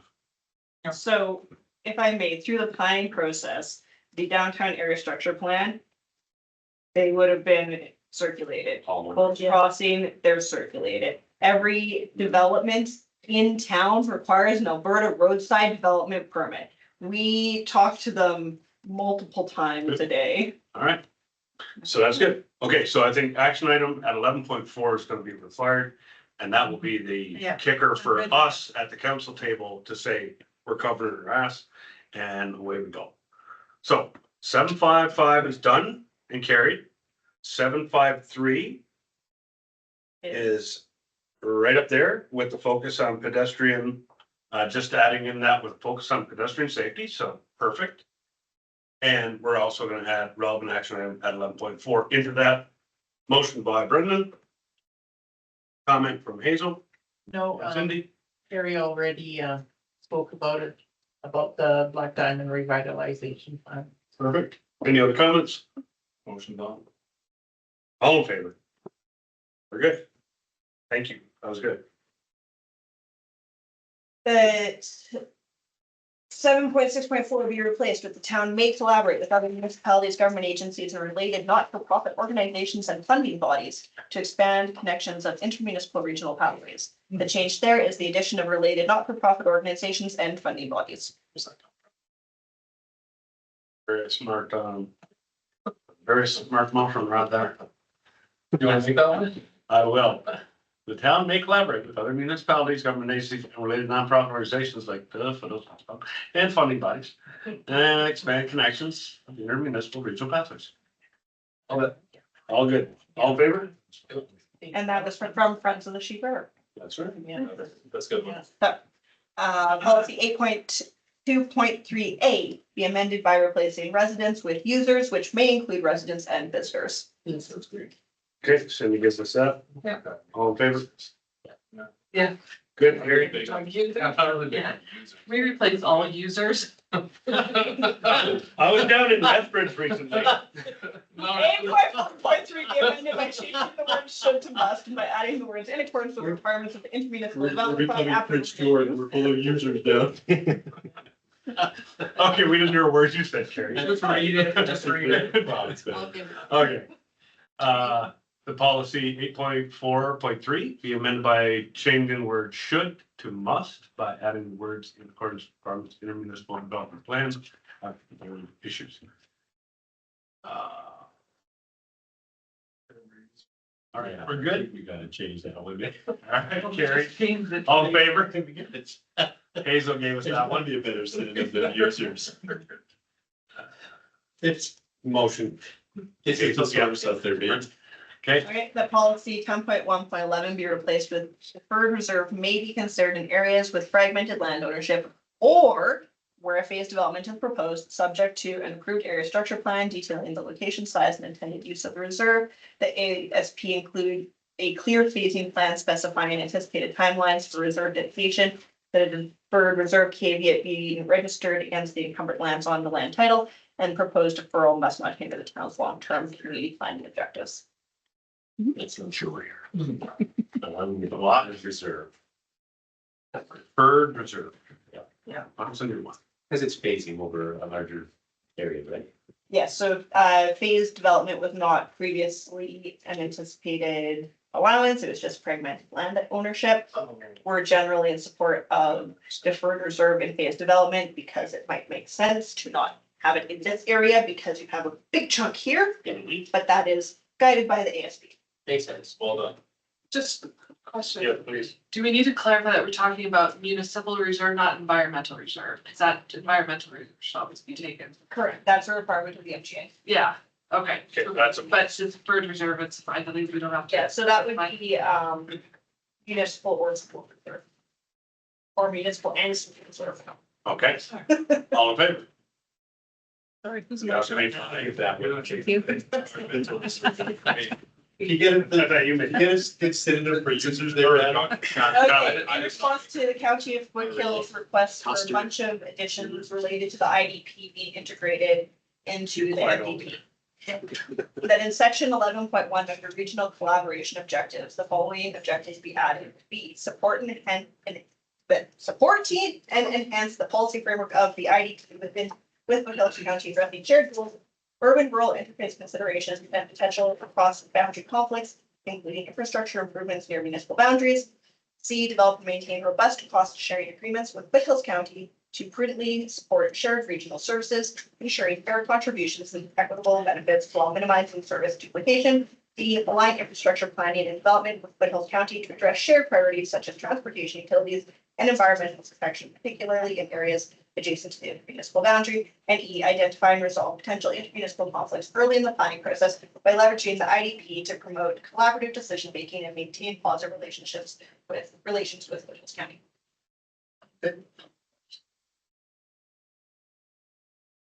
Students were surrounded by them, you know, that only makes sense, right?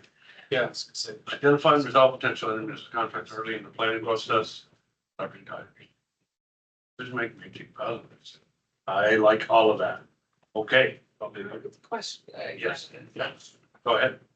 There's no chance of Foothills ever like breaking off, so I'm just wondering about naming them specifically. That's what, that was. my Yeah, point.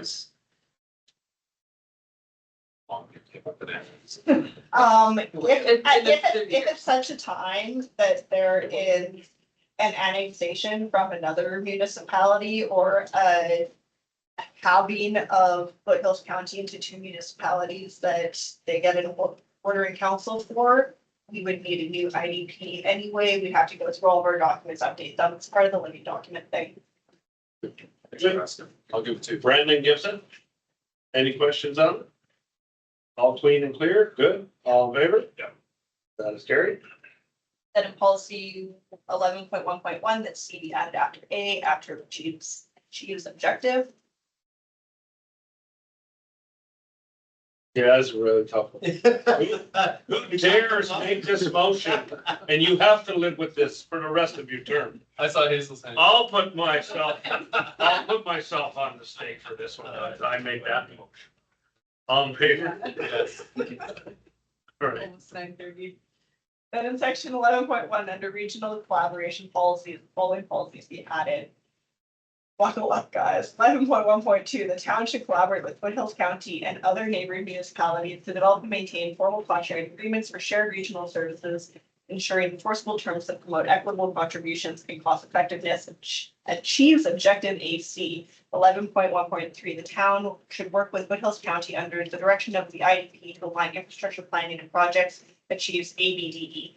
11.1.4, the town should work with Foothills County to address transportation and pedestrian improvements in proximity to the intermunicipal boundary, achieves BCE.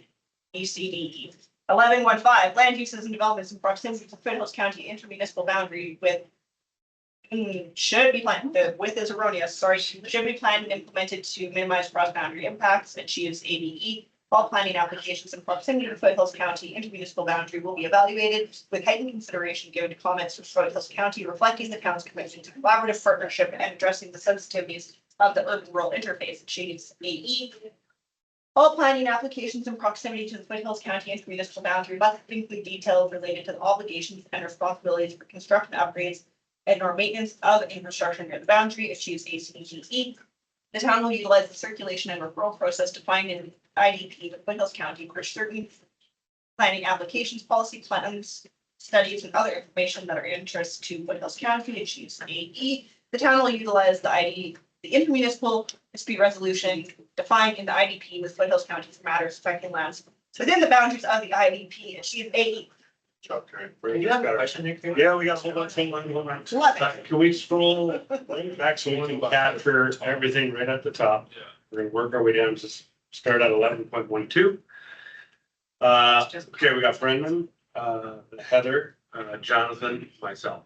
Just relying on your experience here, Barry, and the others. Is it typical in an MVP where you would have this amount of Detail. yeah, like concerning your partners that live, like, is this, which just seems like a lot. Like they're gonna be, you know, oh, we need a crosswalk because you built a huge development here and it's your responsibility and you need to bear the, you know, you need to build a path and it comes over our land, but you have to pay for it, maintain it, snow clearing, all that, like Friendship Trail, it goes through, but we maintain it. So I would say that most of these policies are considered good planning, Okay. that we do have an IDP in place, we do have referral processes and comment processes in place that are referred to, we do have dispute resolution processes in place that are referred to. So we're trying to kind of dovetail what exists into here, along with the fact that we're acknowledging that, yes, where we are against the border, we are trying to be collaborative because their stuff impacts us and our stuff impacts them. And we don't want to be 690. So would their, just as a follow-up, would their potential MDP have similar language in regards to the impacts that they have on us? I have not evaluated it. These policies are proposed to satisfy and address the comments within the county's letter that we received on August 29th. Okay, thank you. Okay, Jonathan and Heather. Yeah, the question I have is, looking at the document, we have one regional collaboration objective article. Okay. So where we have A, C, D, E, what are the in reference to within this section?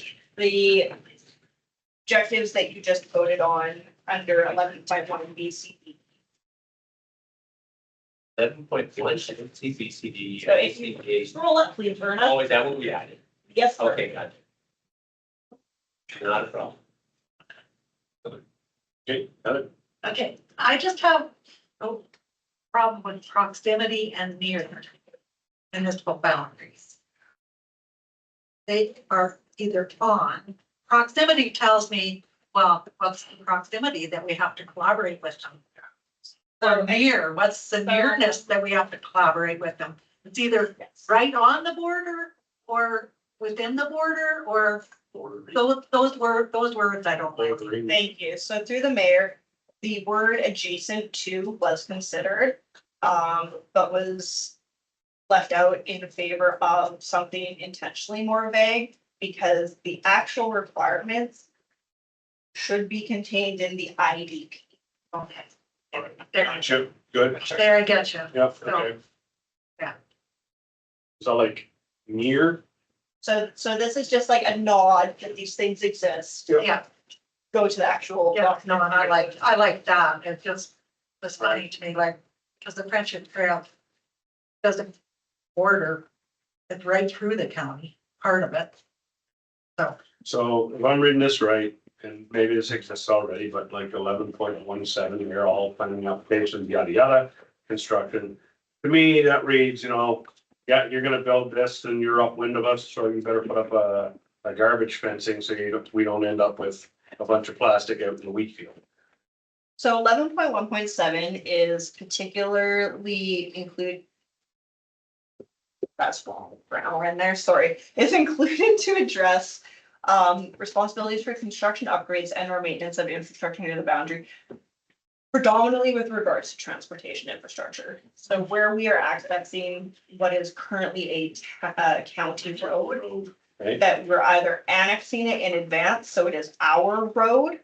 Or that there is an understanding of what the county's expectation is on their road that is likely built to county standard, Gotcha. county maintenance. Who's doing the upgrade, probably the developer, but again, this whole us being kind of the middleman. Yeah. Between the county and the developer. It's clear, okay. Yeah, that's something we'll consider. All right, can I get a motion on this, 11.2, 11.1, 2 through to 11.19? Hazel gives it? Any further questions on either of those points? All in favor? Good. How close are we? Oh, we're getting there. See, it says six, page 6 or 7, yeah. That in section 11.2 subordinate plan alignment, in the second paragraph, the application be added after development permit. And in the sixth paragraph, starting with once view. Brandon gives it. All in favor? The policy 11.2.3 BI be replaced with general location of public open space, including mapping showing 300-meter buffer around any proposed park, including linear parks. Where 11.2.3, hold on a second. Currently reads 12.2.3. G. Tax on agricultural. 2.3, yeah, currently requires that. How much? Oh, and I might have the wrong. Did I put the wrong number in there? Projected densities in accordance with the town. Sorry, 11.2.9. That a land use concept that aligns with the intent of this plan, including general location of public open spaces, that all residential buildings are within 300 meters of the park to provide an equitable access. So instead of requiring that all residential developments be within 300 meters, that when an application comes forward, such as an area structure plan, which is part that this is under, that they actually provide council with the information of what a 300-meter buffer around any proposed park or linear park looks like, so that in approving the ASP, you can determine whether it meets your requirements for access to parks. Okay, good. Okay. So we're not saying they have to have it within, but they're gonna show it to us, and then we decide whether we're satisfied or not. Right. So. An ability is the policy required. It's an ability for council to maintain green space. Earlier than that, so. Okay. Town space. Yeah, everything's fine. I don't.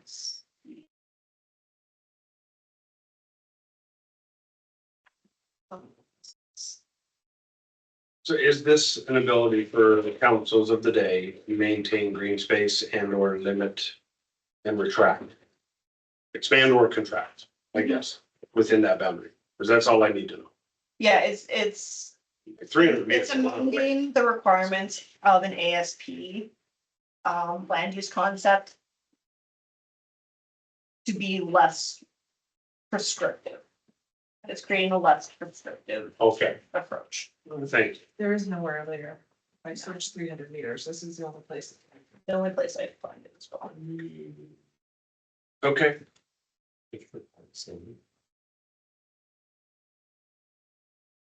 Yeah, there's so many words.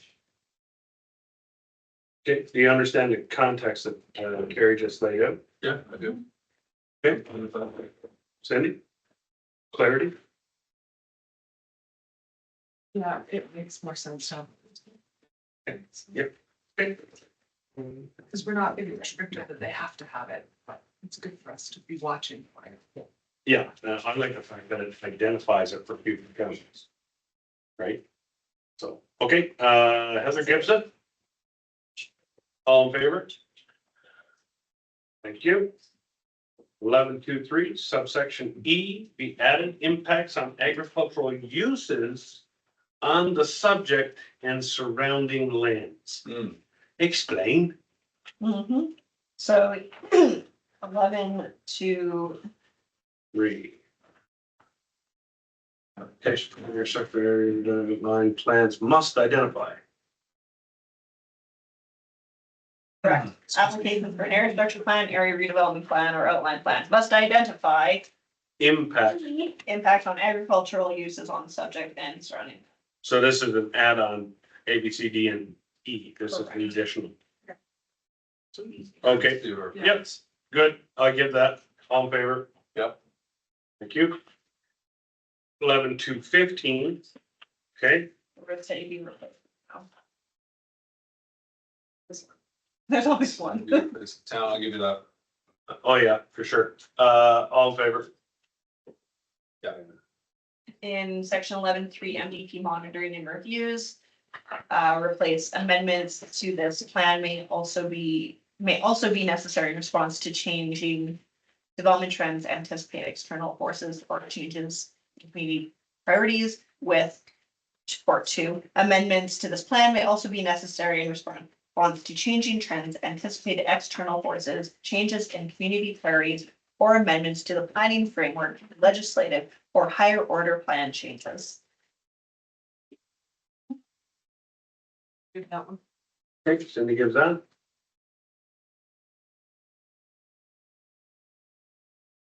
Yeah, okay, all in favor? Yeah, that's good. In 11.3, the objectives be added. C, keep the MVP current with respect to higher order legislation or plans such as MGA, Alberta Land Stewardship Act, Historical Resource Act, Land Use Policy, South Saskatchewan Regional Plan, or Intermunicipal Development Plan. Okay, anyone? Seems quite straightforward. Hazel? Yeah. Hazel gives it. All in favor? Q, 11.3.7. The town administration will review and update MVP where policies are impacted by amendments, repeals, replacements, or adoption of higher order planning documents. And she is objective C that you just passed. Yeah, I'll give that one. All in favor? And that's.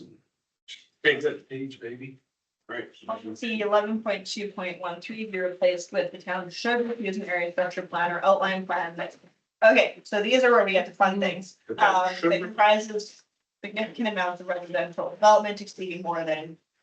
It's currently 50% of undeveloped lands to achieve its goal for a 20% non-residential tax ratio. I figured it was going to come up anyway, so I drafted wording. Okay. So. If you are content with it currently being 50% where that yellow is, we will just move on.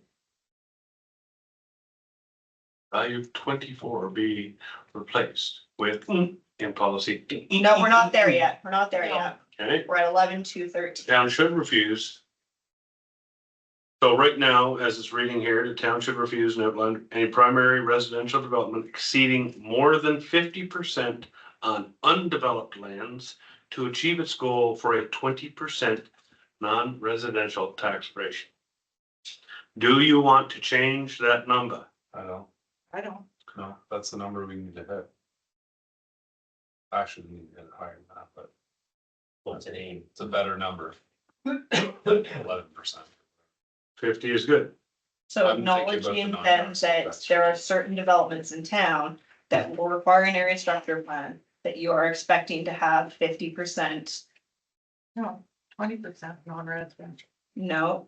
So it currently reads. Okay. War map this one for us. 13. The town should refuse an area structure plan for primarily residential development, which is defined as residential development exceeding more than 50% of the undeveloped lands. Okay, use Diamond Ridge, isn't it? Diamond Ridge, if Diamond Ridge comes in Mhm. at 95% residential, council should refuse that area structure plan. Okay, good. So you're saying 20% cornerstone. So, It's alright, wasn't the whole point of the MDP to identify the big purple areas, the future commercial employment lands, to put it all into like 100% of a quarter section is all employment or commercial? Wasn't that the point of that so that could allow for the residential to go ahead Yeah, and like, the other portions? I got a thought. Cause I had the whole 80-20 thing, like how are we actually gonna make sure? But shouldn't that have been the whole, you guys doing your calculations as we did the plan? When we put aside, Quantum's really asking us why did their whole south quarter get put? It was to help us achieve this 80-20. So didn't that achieve it? Why would we then require all these little developments? Yeah. Infill areas to be doing, Yeah. when we have already set aside that huge chunk? Like I'm assuming you guys would have calculated what that did if all of that went. Yeah. Chris, Employment. So in our discussions with steering committee, when we're reviewing the last concept, one of the concepts we talked about was putting those lands aside, but waiting for right development, waiting for the good development that you want. So those employment lands might not come to fruition for several years, 10 years, 15 years, you're retaining them for future. So this is a bit of a multi-pronged approach to having other opportunities to increase your non-residential tax base without waiting for those big developments that are gonna take a while to lure in and things like that. So it's just another tool in order to achieve that balance of ratio. Follow up and then, Brent? And then- Having little bits of commercial or employment or whatever, it ends up non-residential in residential areas. I mean, that just draws away from your downtown areas, like it weakens them, does it not? Not necessarily, I would say that having convenience stores and neighborhood services that serve the immediate people in the neighborhood doesn't necessarily detract from downtown businesses. I'll give an example, because I picked on Diamond Ridge, so now I'll pick on the Royal Lakes. That little node of commercial coming off that corner parcel. You know, you throw a 7-Eleven and a gas station up on 16th Ave, that's gonna be busy. You got all of the whole development coming out onto 16th. That's gonna be a great store location. So that's a good example of that small 20% where you'd have commercial, which would thrive and can offset that local 120, 200 houses. So I can see where it comes in, but I don't like the should refuse. I don't like that. I think that any development coming in should be an open conversation. So I think it's more just moving that word and making it real smooth that any area structure plan is in the realm of discussion. Let's talk about what really works for this area, not, oh, it came in and we didn't like it, so council never even saw it. It said no. You know what I mean? So I get it. We need some guidelines to make that work. So we just need to find an appropriate level. So I go to Brendan and Cindy's in thought. Yeah, Yeah, and that's what I'm still thinking in the context of Diamond Ridge. I don't think it's I don't like the idea of having Pepsi trucks and those types of propane tank trucks and those things driving in through residential areas where the speed limit's 40 kilometers an hour, via park zones or park, places that are 30K. So of course, the example you used down by Royal Lake, that makes total sense because it's right off the highway. So I think that's where planning needs to have the flexibility. I don't think it fits with Diamond Ridge whatsoever. I mean, I think it would be up to the developer to say, hey, we're gonna put a gas station or a corner store, not even a gas station, maybe just a corner store, mom and pop shop up here, but yeah, I don't like that. I don't like it. How can we, I'm always cautious of having a negative comment like this, the town should refuse. So I'm gonna throw this into Copilot real quick and see how we can make this a positive statement. Because we want to end up with what our goal is, right? Because it's a visionary document. So if it's a visionary document, I'm told you should refuse that, well, that doesn't really provide much of a vision. That's counterintuitive to that. That's my opinion. So give me half a second. I'm gonna have some fun. Yeah. Why is this required? Should it not be more of a open, fluid conversation where the developer comes with an idea and says, here's what we think is really a good fit, and then that conversation, so why do we have to be? So part of the implementation, so we're under section 11 in implementation, under section 11.2, subordinate plan alignment, under the general plan requirements. To this point, the town lacks a lot of procedure and framework. We know this, we've had these discussions. So in trying to provide, to set expectations for developers coming in, that was part of the intent, was to create very clear expectations of what we're looking for when we're receiving a plan under general plan requirements. So if I may, Yeah. I've got some ideas here. Dumping it into Copilot, just asking it to be more supportive, more positive with a constructive version. It said this: to support the town's goal of achieving a 20% non-residential tax rate ratio, area structure plans or outline plans for undeveloped lands should prioritize a balanced mix of land uses, encouraging at least 50% non-residential development where feasible. Or we can make it simple. Something along the lines should encourage an ASP or the outline plan to be 20% non-residential. Keep it simple that way. Or if you want it to be very broad and you'll just look at them as they come in, you can delete 11 to 13 in its entirety. I don't mind the Well- second part of what you said. Like, it's the simpler one, because Yeah. we want to keep it in context of the purpose of the MDP. Yeah. And as to why. Yeah. We have been encouraging more commercial use, more employment areas. So why don't we keep it simple as, and just come back to. I see where you're going with that concept. The town should encourage an ASP or OP to be 20% non-residential and keep it that simple. But it doesn't have to. Encourage, that's right. It doesn't have to be. Because we're not refusing Should it, direct but we us, should that's right. encourage this. Now that makes a little more sense to me. Yeah, ultimately, the chair, it doesn't have teeth, so Yeah. it's a waste of time. Mm. They don't want to That's do what it. you might as well delete 11 to 13. I like the broad conversation. I don't know why it doesn't have teeth, because the way it's written should refuse. How much teeth does that have? A lot. No, because it's. Kristen has got. It really gives you some. Cindy, go ahead.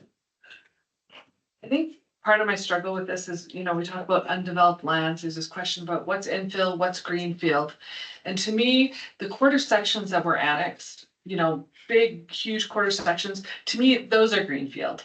Infill, to me, you know, we had the remarks tonight, you know, in the existing areas, those to me are different than what we annexed. But we did lump them all together in this new update. So on those bare quarter sections, I totally get something like this, and we've already done that, forced it on them by making huge sections employment lands, right? But to me, some of these areas that we're talking about are in my mind more infill, in my mind. They're established to your infill there. So, yeah, so now we're adding this new undeveloped lands is another gray area, you know, when we've already got issues around what's greenfield, what's infill. Yeah.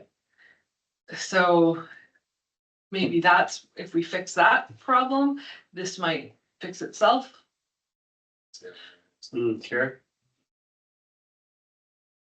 So again, with the consideration that these are general plan requirements, I would be comfortable to offer council to eliminate it. And all of the other sections in the MDP stand. So if you are under the flex area, or if you're under the employment area, all the policies in those sections still stand. I think that's wise. I can make that motion at the section 11.2.13. Yeah, good. I like it. Yeah. I just don't want to see one thing that can bog down the process, just Exactly. right? So, It's not even bogging it down, it's outright freeze. well, so I mean, so, okay, all in Very favor? negative comment. All opposed? Nope, we're good, carried. Okay, the last two are in a little box together because kind of an either or. So I knew that at some point the density conversation would come up. So I drafted wording. There are two options. The first being that the value 24 be replaced with whatever you're comfortable with in 6.14, 6.62, and 11.2116. The 6.14, I believe we've already dealt with. Yes. So I would remove that at this point. Yeah. So that's one way to deal with it, is just modify what that minimum density is. The other way to finagle it a little bit is that in Appendix B, density methodology, we can amend how we're actually calculating density. So we can amend it to include municipal reserve, school reserve, municipal and school reserve, local roads, including the remaining from public utility lots with a PUL land title designation in the list of major constraints under number 3. So what that does is your gross land, you take off your ER, your highways, your reserve, municipal reserve, school reserve, roads, PULs, and then that's your gross developable land. Like your developable land that then the density is calculated on. So it gives them credit for those things. So it's kind of a different approach to lowering your density slightly from that 24 number. Carrie, can I? Yes. Yes. Commonly, local roads will be included, but I've seen where collectors and arterials are excluded. So that would be another variation on this, was to take out the local roads. So local roads are within the calculation, but otherwise, as Carrie has presented.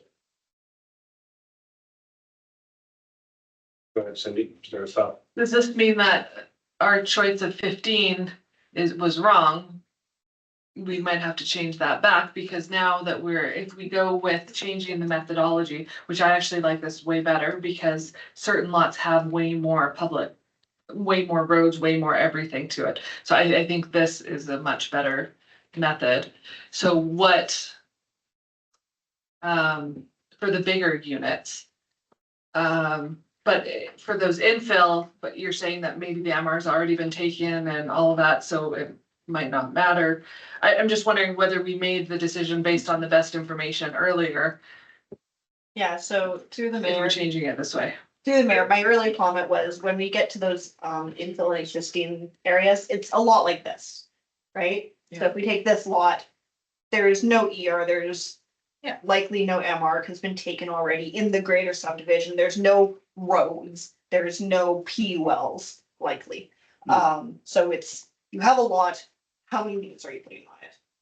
So the methodology change, if you go that way, won't really affect it anyway. No, because the park here is over there. We're putting up 3 stories and we're rounding it up with 80 units and a bunch of seniors are moving in. You got underground parking in the story. Or we're gonna slice off this portion. We're gonna take 10% of any corner. We're gonna make that a dog pea corner and you're still gonna put up 78 units. And do what you're gonna do anyway.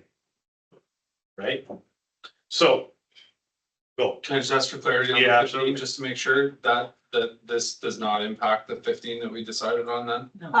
If Vernon deletes 6.1.4, then that 15 has already been dealt with. Right, there. So under. It's just 2 different. It's a big flood. Okay, go ahead, Cindy. I need to see 6. So 6.6.2. Yeah. And 6, Because it's a flex planning, 6.6. in flex planning, correct? And then 11.216 is, Okay. the before redesignation, subdivision, or development of any portion of the flex planning area, an area structure plan must be adopted with a mix of residential housing types meeting the minimum density of currently 24 dwelling units per gross developable hectare in accordance with direction from steering committee. And the one that we just deleted was the one with the 15? Is that? That's the 6.12. And we took it off of there. We did. So it does not. Doesn't impact there. Okay, that's. Yeah. I guess it's estimating time. With this new methodology, what number would we be looking at roughly? As far as units per acre or hectare? Yeah.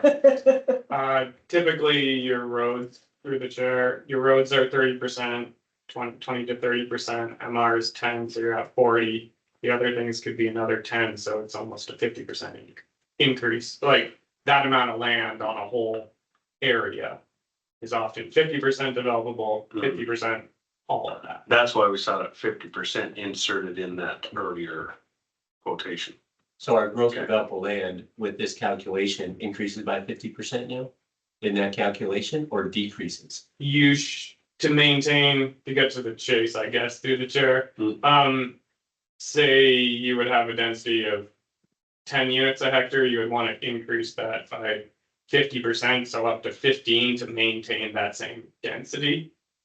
So a 50% increase Would be if you take this would be the same. So if that makes sense. Yes, if we change the methodology according to this, the 24 would actually go up to 36 to be the same thing. Oh, okay. Cindy. I think we're being too hasty and not actually understanding the implications of these things. Yeah. Like, and part of my problems is I'm still dealing with like units per acre, because that's what CMRD always talked about. And so, 9.7, we're at 9.7. pardon, That's it. We're at 9.7. at 24. Yeah. Okay, but now that we're now taking out roads and all these, what does this actually look like? And bottom line, what does it do to our bottom line? Like, what is viable for this town moving forward? I don't think us just voting and guessing on it is at all professional of us as a council to be doing this. Like, it's making me uncomfortable that we're like I'm not. auctioneering it off. I'm sorry, Karen, to call you out on that, but it's not a good look for us as a council to be making this decision on a fly. And we know we have, like, if we need a committee of the whole to like actually go through what this looks like, I'm fine with that, or another meeting. But like, this is like the number one thing that we have to get right on this document is our units. And the right formula. Because it is Turner Valley, I absolutely like the idea of taking out MR and all these extra things and. But we have to come up with, be sensitive to developers and what works for them, but also sensitive to us long term when we have to take over the roads and such. So let's do this right and get more information for council. Like all of those things you said, and to keep the small town feel Cindy. Yeah. Yeah. So I'm gonna ask Jonathan a question. That image you showed from Cochrane, that was roughly 24. If that was roughly 20. If we went with this methodology, what would that be? Because that's pretty, that was pretty dense in my opinion. Yeah, That's a lot of dense. they hardly had any external roads and there's no MR, so. Yeah, there's no MR, there's no ER, the ER is all here. These are just local roads, that would be the arterial there. So probably a similar number. But a lot of your developments have those other features, Yeah. right? They have the arterial road, or they have the park, or the MR, or everything, the slope around here, so you have. That's what we want to keep.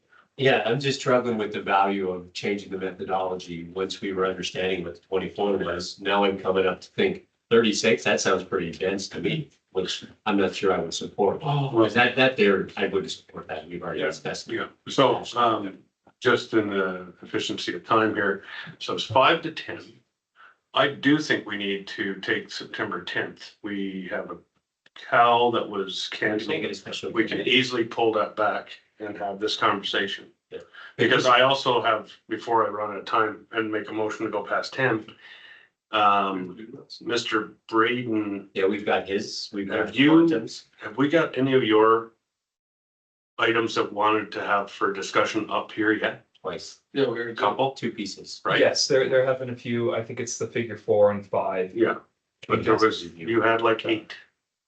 Right, so I want to make sure that we go through every one of these and make a decision as a council as to what we want to see in relation to the information that we were given from all sides. So I'm with Cindy, I don't want to rush. We do have a couple left, but I still think we have some more work to do because I want to address Braden's questions because he brought up some very valid information that I think we need to have a hash on. So anyway, that's where I'm at 5 too. So how do we want to go ahead here? Because 24 and that picture was only 20. Why don't we have it? And. No, schedule but you the- need a special meeting, not a committee of the It whole needs to be a meeting, special meeting. so that we can pass it. What do we have booked for the 10th? Nothing, your worship, you can change it, just keep in mind you won't have consultants here. Carrie could talk to everybody. Carrie wants to work. Well, If I may, Yeah, go ahead. Mayor Crane, if you'd like it to come back on the 10th to go through some more amendments, that would That would be ideal. that would be beneficial, because then we can actually get that consolidated in time for the meeting on October Yeah. 1st. And that's all I want to do is just come in, talk about the amendments, make sure that we all understand exactly what we're putting the final touch on. Because we definitely don't have time to go over that right now until we see it on the 17th. And then if we change our mind and go, oh, we didn't understand, that's what we were saying. It won't come back for the 17th, it'll come back for the 1st with just the magnitude Is of that our last meeting? things, yeah. Basically, your worship, Okay. when we finish with this, then I'd suggest motion for special meeting on the 10th. Yeah. And you could also push those closed items then too. Yeah. If you choose. Exactly. Let's do the close time. Just, yeah. Yeah, because I think, it's not gonna take us forever. We've already got all this background done. We come in, we start right onto the amendments, we do our closed items. And that clues off September 10th. You've got time then because all this is all ready, good to go. Yep. And we can advertise it. Can we start at like, oh, we can talk about that. Yeah, we start. Start at 5 o'clock. So Okay. that way we don't keep all these guys driving home at this time next Yeah, week too. exactly. Won't be here. Have it. Just for Carrie, for this density thing, like, I'm still confused about it, like, it's just all over the map for me. So if you can put it in layman's terms, for me. We'll bring lots of pictures. Like. Yeah. Bring a box full of balls. This is what 24 means. This is what 15 is. I'm very stuck on the That would make sure they're color coded. Sorry, okay, folks came in to us. Sorry, guys. By the way, we're going to adjourn tonight. And we're going to make a motion, before we do, to schedule a special meeting. Can we do it? Okay, up here. Can we do it at 5 o'clock? Can we start at 5? Can we start at 5? Is that reasonable? I don't expect supper. Is it a but Wednesday? We can grab. some. 5:30? Does that give you enough time to get? We can, your worship, well, we can put supper in. Yeah, let's go with 5. If you're good with 5, I'm good with 5. I'd rather get in and get out, right? Yeah, after, yeah, meeting today. Yeah. We were supposed to have the meeting. Yeah. Okay, So, I think we need, I know I have a few other things on my list that, and Jonathan probably does too, I don't know about everybody else, that I think will require extra conversations in regards to number figure 4 and figure 5. There were some definite issues and questions, and Quantum brought up some things tonight I want to discuss. Yeah. So, but we need all that information, so are we just best to like email you guys? All of our. If it's something that, concerns, you can bring if that. it's something that would require potential follow-up or explanation, it's really beneficial to me to get any feedback ahead of time, so I can actually come prepared with information. okay, Your worship, I we just map this out. So we do this special on the 10th. So we can get that information tomorrow, end of week. Mhm. We can come prepped, bang this out. You can get second done. The special meeting on the 10th. Mhm. It allows us changes to be made, so we can come back for third adoption October 1st. all right. I want all Braden's questions. Yeah, they're part of the agenda. Brought The quantum. brought for the next one. Yeah. And quantums, we've got the MD done, Yeah.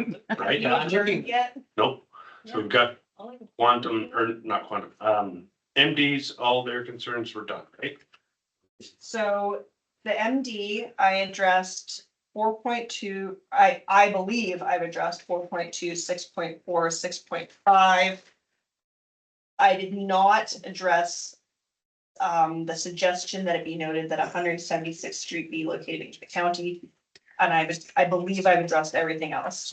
With regards to Quantum's request, I have included amendments that I believe addresses their concerns with 6.5.6, 11.1.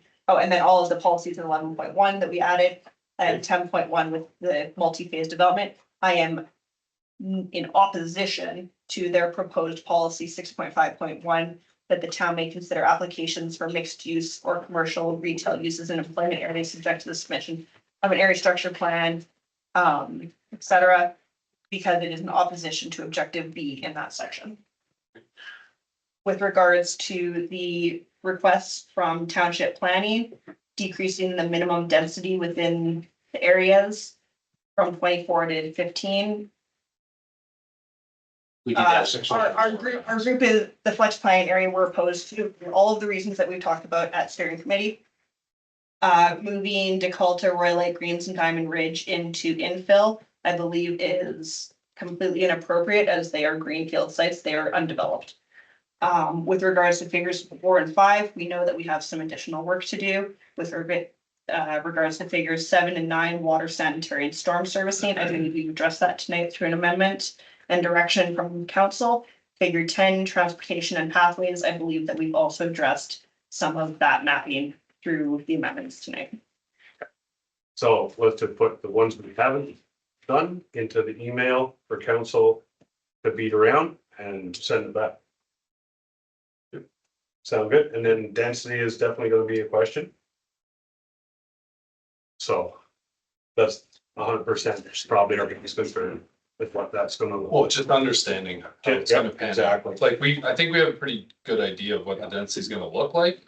I think we're around that 20 number, but we need to understand the formula. If that's what we're gonna do. Or we just pick a number. Layout, right? It comes down to layout. Right. Yeah. I was clearly told no auction. Yeah.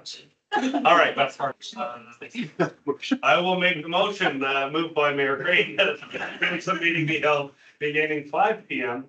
on September 10th, to continue discussion about bylaw 2025-122, and to include the 2 closed session items that did not get addressed at this meeting. You're here. Thank you, all in favor? Yes. And we are adjourned.